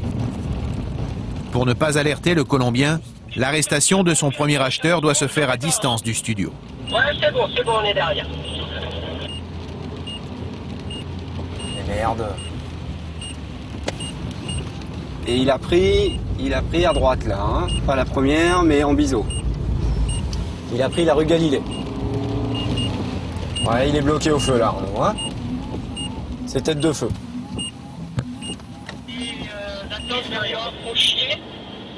puis à ce moment-là, je passerai devant. Les 2 motos sont déjà lancées à la poursuite du client. Merde. Au volant de son véhicule, dans la circulation, le commissaire doit absolument rattraper la voiture. J'arrive, je suis là.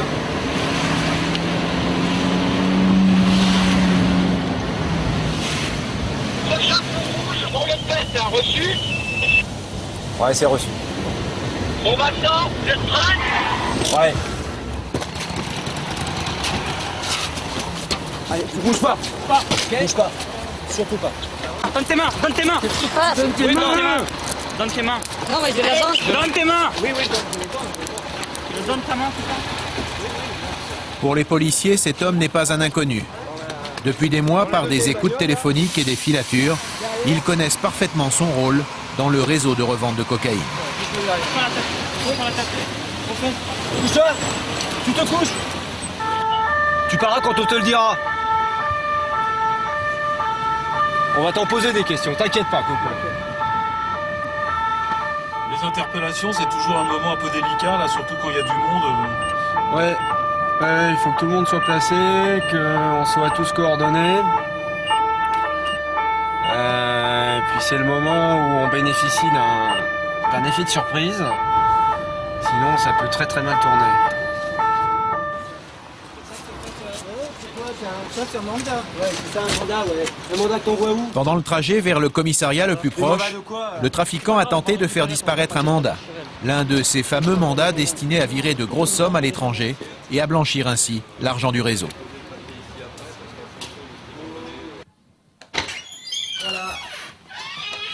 Ça se passe comme prévu, la commissaire? Il a déchiré. Ça se passe comme prévu? Mandat d'envoi donc Western Union. Pour l'instant, une souche d'envoi Western Union. Pour l'instant, c'est voilà. pas mal. C'est pas. pour l'Espagne. Hein. C'est pas le top encore. Ok.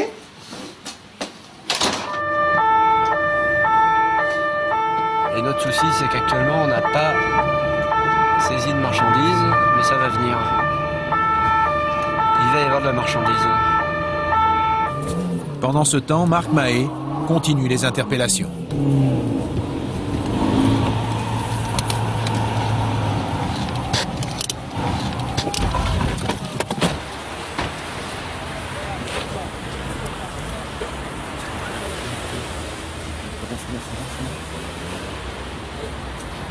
Ça la voiture.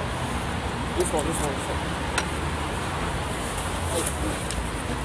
Les portables, coupe le portable. Vas-y, regarde si c'est pas débarrassé. Oui, où c'est que c'est? Dis-nous où c'est que c'est. C'est où? Là, ton truc là, c'est où? Le truc, c'est où? Rien de fou. T'as rien? Bon, allez, hop, dans la bagnole. Et après, on vous rejoint avec Yvan. On y va que tous les deux, Yvan et moi, et puis on vous rejoint après, ou on l'emmène lui.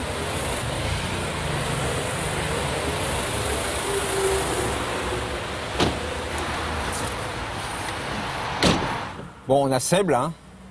Mais bon, on n'a pas, je te jure, on n'a pas regardé à fond ce qu'il avait, hein. Qui regarde la bagnole à fond, quoi. Hein. Et qui fouille le mec à fond, quoi.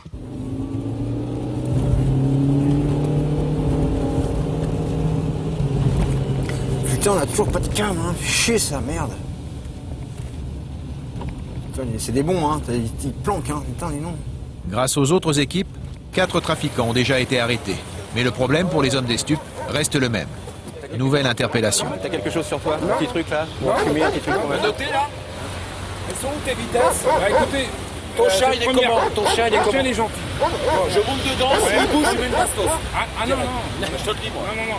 Elles sont gentilles. Comment elles sont où les vitesses? Les vitesses, première.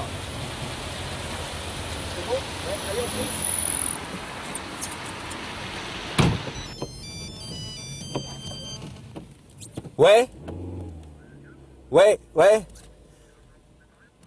Je suis en train d'écouter une converse en espagnol là, et je conduis le mec qu'on a interpellé au central. Allez-y. J'ai appelé tout le monde là. Tiens, attends, prends le téléphone à Vincent là, prends le téléphone, vas-y. T'as le droit de te faire, t'as le droit de prévenir quelqu'un de ta famille là, de ton interpellation, ou ton employeur. D'accord. Est-ce que tu veux voir un médecin? Non. Pas pour le moment? Non. Ce soir, c'est le 5e homme interpellé. Mais le problème reste entier, toujours pas de cocaïne. Tous le savent, sans stupéfiants saisis, une affaire ne tient pas devant le tribunal. Ouais, dispo de Vincent, je suis revenu également. Je me suis implanté comme ce matin. Pour le commissaire Annereau, retour à la case départ.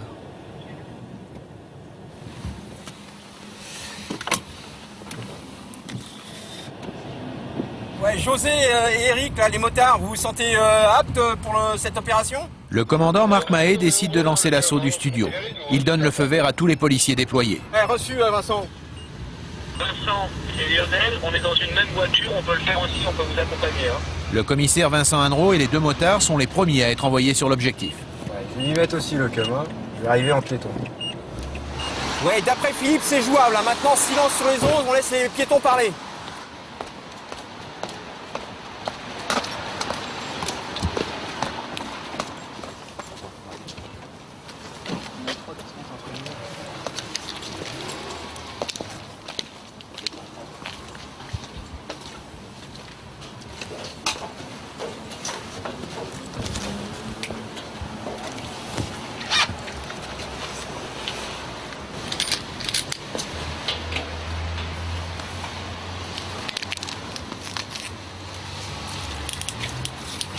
Le commissaire et ses hommes décident d'entrer dans le studio à la sortie du premier client. Tu bouges pas! Bouge pas! Les mains sous le mur! Les mains sous le mur! Allez, putain, toi! Couche-toi!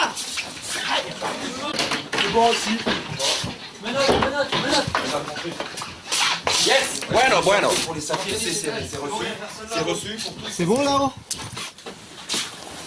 Fort les mecs, c'est bon ça. À l'intérieur, 3 individus. Le narcotrafiquant colombien, l'importateur de chaussures portugais et un acheteur. Mais aucune trace de cocaïne. Coup de téléphone à son supérieur hiérarchique. Ben, la marchandise, on la cherche pour l'instant. Mais on va la trouver, hein. On va la trouver, chef. Sans problème. Ah ben, ça va sans dire, hein. Si on n'a pas de cam, on rentre pas au 36. Mais on va la trouver, là. Wesh. J'ai froid, putain. Moi j'ai chaud. Le Colombien est maintenant seul avec les policiers. Il va indiquer au commissaire où se trouve la marchandise. Et tu sais qu'on cherche un truc, là. Ouais, il est dans ma voiture. Où ça? Il est dans ma voiture. Dans ta voiture? Dans ma voiture, c'est vraiment ça. Vas-y, tu me dis où c'est? Ouais, à tout à l'heure. Ok, ça marche bien. Ça, c'est de la coke, ça? Ouais. Ça c'est un demi. C'est un demi-kilo, ça. C'est dans les lousses. Purée, mais c'est merveilleux avec toi si tu nous dis que... Voilà. Donc 1,5 kg. Eh, le cum. Très bien. Très bien. Franck, Thomas. Ok. Donc il y a 1,5 pour le moment, mais il y est venu trop rapidement, donc on va bien éplucher. Je pense qu'il y en a plus. Hein.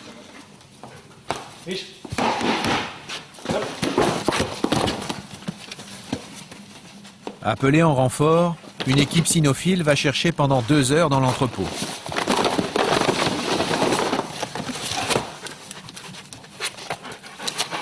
Mais dans les cartons, pas de poudre, beaucoup de chaussures.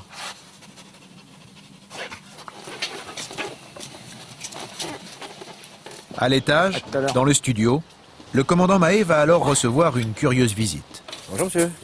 Oui. Ah oui monsieur. Bah oui, bah bonjour. Hein. Bonjour monsieur. Allez, hop, voilà. Allez, ça vas-y, hop. Allez, bah parce que monsieur. Qu'est-ce que vous venez faire ici monsieur? Par rapport au José. Hein? José. José, pourquoi monsieur? Parce qu'il a des chaussures pour moi.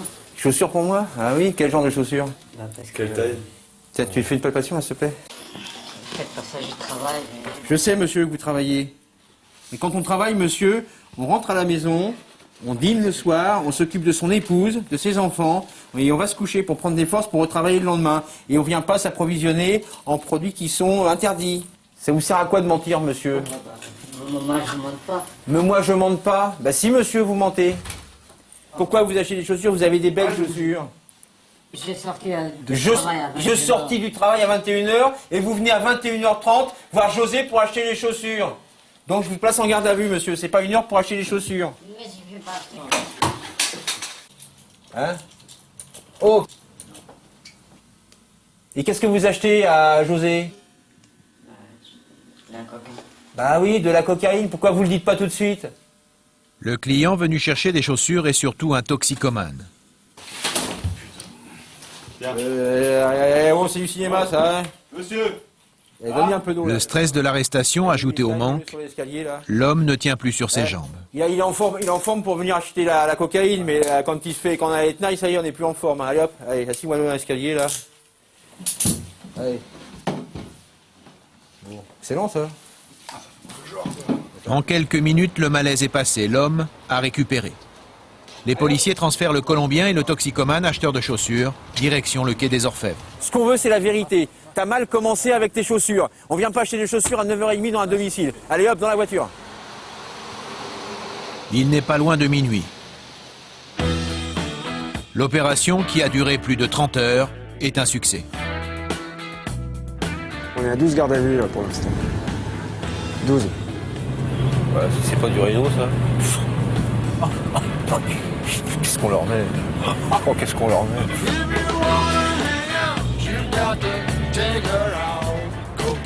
12 arrestations, 1,5 kg de cocaïne saisie, mais surtout la mise hors d'état de nuire de cet homme, le Colombien. Narcotrafiquant notoire, c'est une très belle prise pour le commissaire Anneau.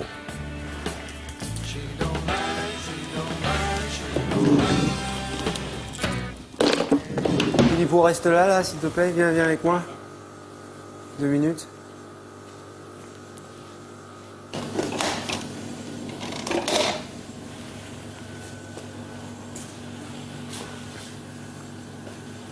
Tu veux une cigarette ou pas? Ouais. Il y a du monde, mais il y a une cellule de vie. Là, il y a du monde, il y a 8 personnes. Ouais,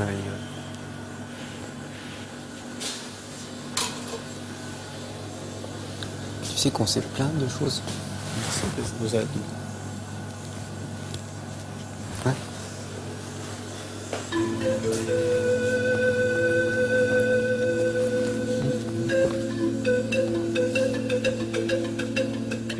Le délai de garde à vue en matière de trafic de stupéfiants est de 96 heures. Pour le commissaire Annereau, ce délai risque d'être bien court pour amener le narcotrafiquant à se mettre à table.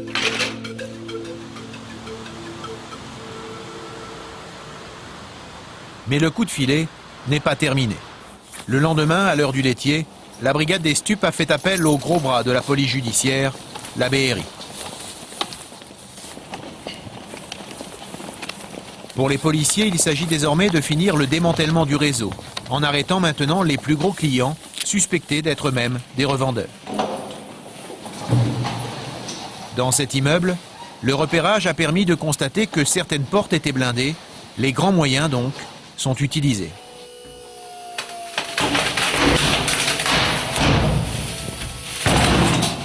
Police, bouge pas! Bouge pas! On bouge pas, police, on bouge pas! Allez, on s'assoit, police! On ne touche pas, les mains, mademoiselle, les mains! Voilà, on se calme. Couvrez-vous, madame, couvrez-vous. Ce matin, les policiers agissant sur commission rogatoire ont ainsi interpellé 3 autres personnes impliquées dans le réseau. En ce début de matinée, le commissaire Annereau lui aussi est à nouveau sur le terrain. Vous faites la chasse aux dealers, mais aussi aux consommateurs. Ouais, on démantèle un réseau. On le fait de A à Z.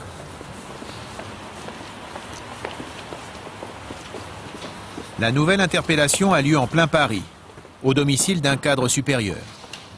L'enquête en cours fait apparaître que le propriétaire des lieux a l'habitude de passer de fréquentes commandes de cocaïne au réseau colombien. Il est là? Il est où?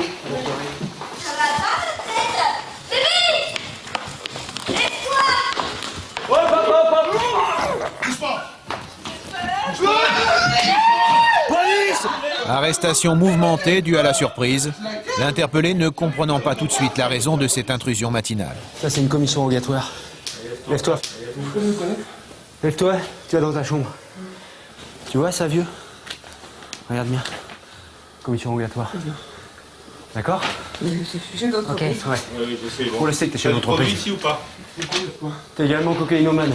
T'as des produits ou pas? Allez. Dans la cuisine, à côté... À côté de quoi? Vite! à côté toi du frigolet. Le suspect a indiqué très vite l'endroit où se trouve le produit, la cocaïne. Dans un placard, au milieu de la cuisine, à la portée des enfants. Et dans un sachet, presque 10 grammes de poudre. Ça, c'est le nécessaire, vous voyez? De quelle brigade? La brigade des stupes. T'as des espèces de cachets quelque part là chez toi? Non. Non. Bon, quand je te demande si t'as des espèces et que tu me dis non... Ah non, mais ça c'est du bureau, ça. Je t'ai posé la question. Pourquoi t'as pas répondu? Le commissaire vient de trouver 20 000 € en liquide. Dans un démantèlement de réseau, les espèces saisies au domicile peuvent être des preuves à charge contre les trafiquants. Et que j'aurai discuté avec le juge. Bon, t'es en garde à vue. Ouais. Hein? D'accord. Qui vous les a remis? Pour moi, c'était un grossiste en chaussures.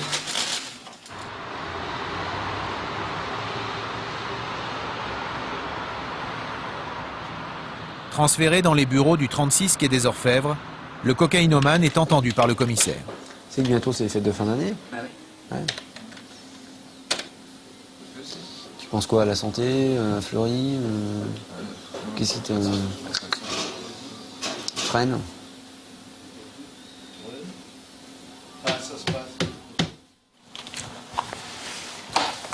Ça, c'est pas bien, ça. Je reconnais que c'est pas bien. C'est quoi ça? Je reconnais que c'est pas bien. Et c'est quoi?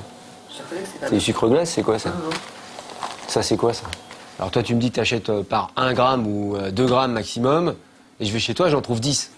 Mais je te jure sur tête de mes 2 filles. Ouais, non, là, attends. Sincèrement. Sincèrement, avant de prononcer des choses comme ça. Mais alors, je peux te dire sincèrement, tu sais Ah, alors, tes filles, je pense, laisse-les où elles sont. il n'y a pas plus cher à mes yeux que ça. Elles ont un père cocaïnomane pour l'instant, tes filles, tu vois. D'accord? Parce qu'à voir ton comportement avec 2 gamines, dont une de 6 ans, On laisse entraîner de la cocaïne partout dans l'appartement, c'est pas sérieux, même si t'as un grand appartement. D'accord? Alors me fais pas le trick père de famille qui aime ses gosses.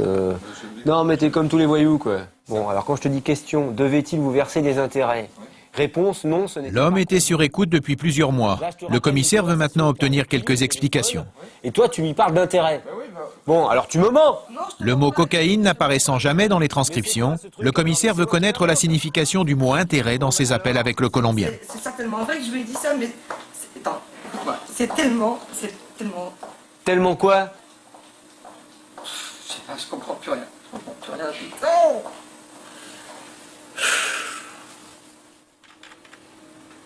Oh putain. Non mais je suis tombé.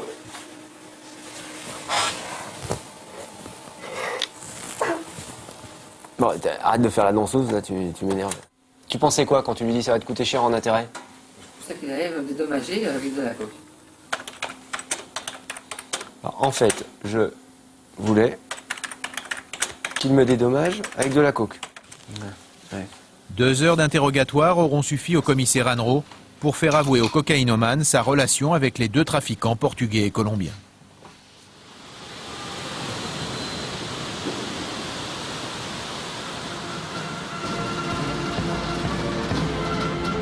La Marseillaise et les fourragères sont de sortie. Cause de cette agitation, l'installation par le ministre de l'Intérieur lui-même du nouveau préfet de police, Pierre Mutz, tout juste nommé en Conseil des ministres. Ex-directeur général de la gendarmerie nationale, Pierre Mutz est un homme de terrain qui a fait un brillant parcours militaire dans des unités d'élite.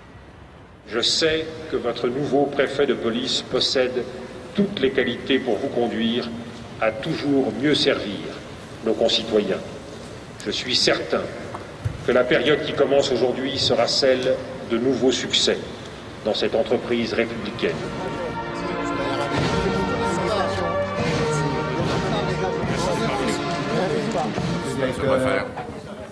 Monsieur le directeur. Bonjour, monsieur le préfet. Ils ont tous le sourire. Les hommes changent, mais les rituels de la préfecture de police restent les mêmes. Sitôt nommé Pierre Mutz, le nouveau préfet doit se plier, comme son prédécesseur, aux usages de la maison. Monsieur le directeur. Mais il n'y a que des directeurs ici. Là. Ouais, Bertrand, Rémi. Donc pour aujourd'hui, ce matin, le Conseil des ministres, on a eu une délégation d'élus bretons, bon, tout s'est bien passé. Sans cela, les vœux à la presse de M. Don Dieu de Vabre, ça se passe au Grand Palais. C'est aujourd'hui, oui, c'est à 11h30, donc on sera présent aux abords au cas où. Les 2 manifestations d'éducation... À la brigade des stupes, pour les 12 interpellés du coup de filet, la procédure suit son cours. Tournez-vous et regardez dans cette direction. Dans le bureau d'à côté, c'est la cocaïne qui est photographiée. Moutarde d'épices. Un mélange d'épices et de poivre pour tromper le flair des chiens renifleurs des douanes. Sur le bloc de cocaïne, un tampon. C'est signé, on dirait un chat. Signature. Chaque cartel colombien marque ainsi les paquets de cocaïne exportés, chacun avec une signature différente. Un petit chat qui danse. Quand tu fais ça et que c'est gras sur ton doigt, c'est signe de bonne qualité. Ok, bougez pas. L'homme à l'origine du trafic, le Colombien, va à son tour être auditionné. Moi, dans 3 jours, je te vois plus, c'est fini, mon boulot est terminé. D'accord. Ça fait quelques semaines, je ne peux pas dire combien de temps, mais beaucoup de semaines que je travaille sur toi, que je travaille sur tes clients. Moi, tout ce que tu veux, je te dis. Pas de problème, parce que c'est comme ça et voilà. Je le fais et j'assume. J'ai fait un truc illégal et voilà, je me fais attraper. Voilà, je vais cumplir la condamne, basta. Moi, je suis coupable. C'est à moi. C'est vrai, oui, je vends la coque à mes amis. Je reconnais les faits. Je me déclare coupable. Peut-on alors dire que votre fournisseur est basé à Madrid et qu'il s'agit d'un de vos compatriotes? Je ne peux pas parce que j'ai peur pour ma famille. Je ne peux pas vous parler de fournisseur parce que si jamais je le fais, je suis un homme mort, c'est ça? Pas moi, mais ma famille. Je crains J'ai peur pour la sécurité de ma des famille. représailles. Voilà, sur ma famille. Alors? Là, on touche quand même à des gars qui ont une vie entièrement et depuis toujours consacrée au trafic de drogue. C'est assez... c'est pas la première fois qu'on rencontre évidemment ce genre de personnes ici. Hein. Mais moi, je trouve que ça a quand même un côté assez pathétique. Quand même, parce qu'il parle très très bien français. Hein, il a un très bon vocabulaire. Et il a appris ça, il a appris cette langue en prison. C'est quand même assez étonnant, quoi. Hein. C'est assez terrible. Hein. Ok. 2, 4, 6, 8, 1000. Cet argent est saisi dans le cadre de l'affaire. Pour cette seule opération, 35 000 € en liquide ont été saisis.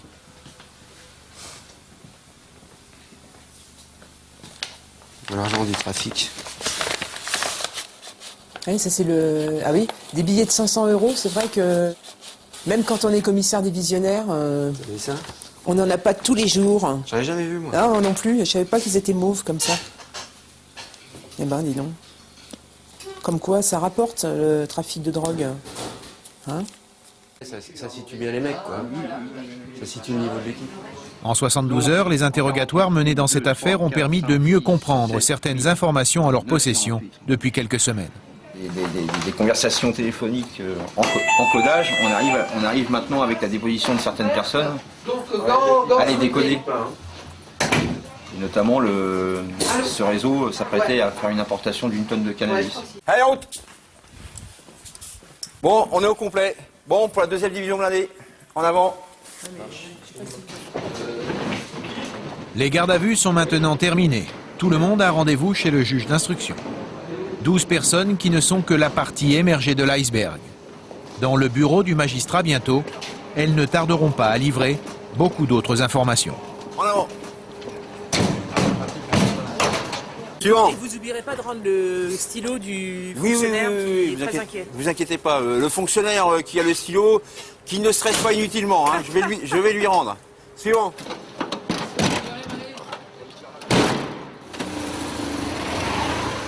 L'an dernier, 718 trafiquants ont ainsi été déférés à la justice par la brigade des stupéfiants de Paris.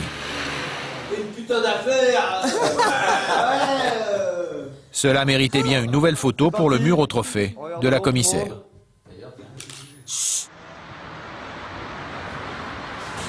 Une actualité que Pierre Muth, le nouveau préfet de police, a tenu à saluer lui-même par une toute première visite à la brigade des stupes. Ça, c'est l'escalier de la brigade des stupéfiants. Vous voyez? C'est votre escalier? Oui. Vous avez combien de personnes? Alors, nous sommes un peu moins de 100. Je vous suis. Voilà, donc on va monter vers les groupes d'enquête, ceux qui font les enquêtes d'initiative. Pour l'occasion, les enquêteurs amènent au préfet 8 kilos de cannabis récemment saisis à l'intérieur de la voiture d'un dealer. Ça permet de voir un peu comment vous saisissez ça. Donc, c'est ce qu'on trouve dans la... Finalement, quand on dit qu'on prend du hashish, oui, je ne savais pas que c'était finalement aussi lourd. Et ça sent très fort, d'ailleurs ça sent au travers du plastique. Oui, hein, vous sentez, oui, moi je sens... mais je m'appelle du pif, monsieur le préfet, c'est pour ça. Ouais. Hein, j'ai un grand nez, donc oui. Oui, enfin, moi, oui, si, ça sent... de ce côté-là aussi. Ça sent fort, si, Autant, ça sent pas bien. très fort. Hein, ouais. Au revoir et merci encore. Hein, merci beaucoup. Au revoir, monsieur le Merci préfet. beaucoup, j'étais Hein, ravi, hein. moi aussi, j'étais très contente.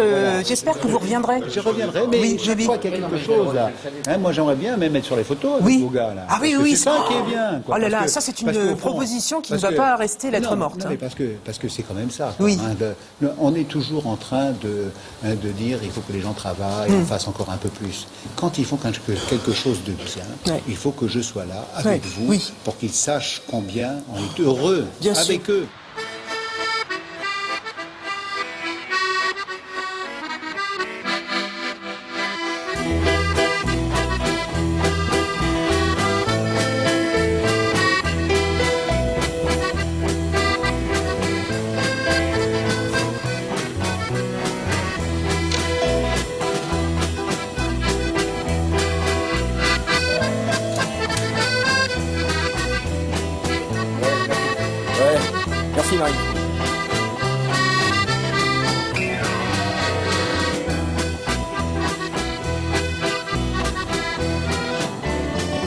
Bonsoir.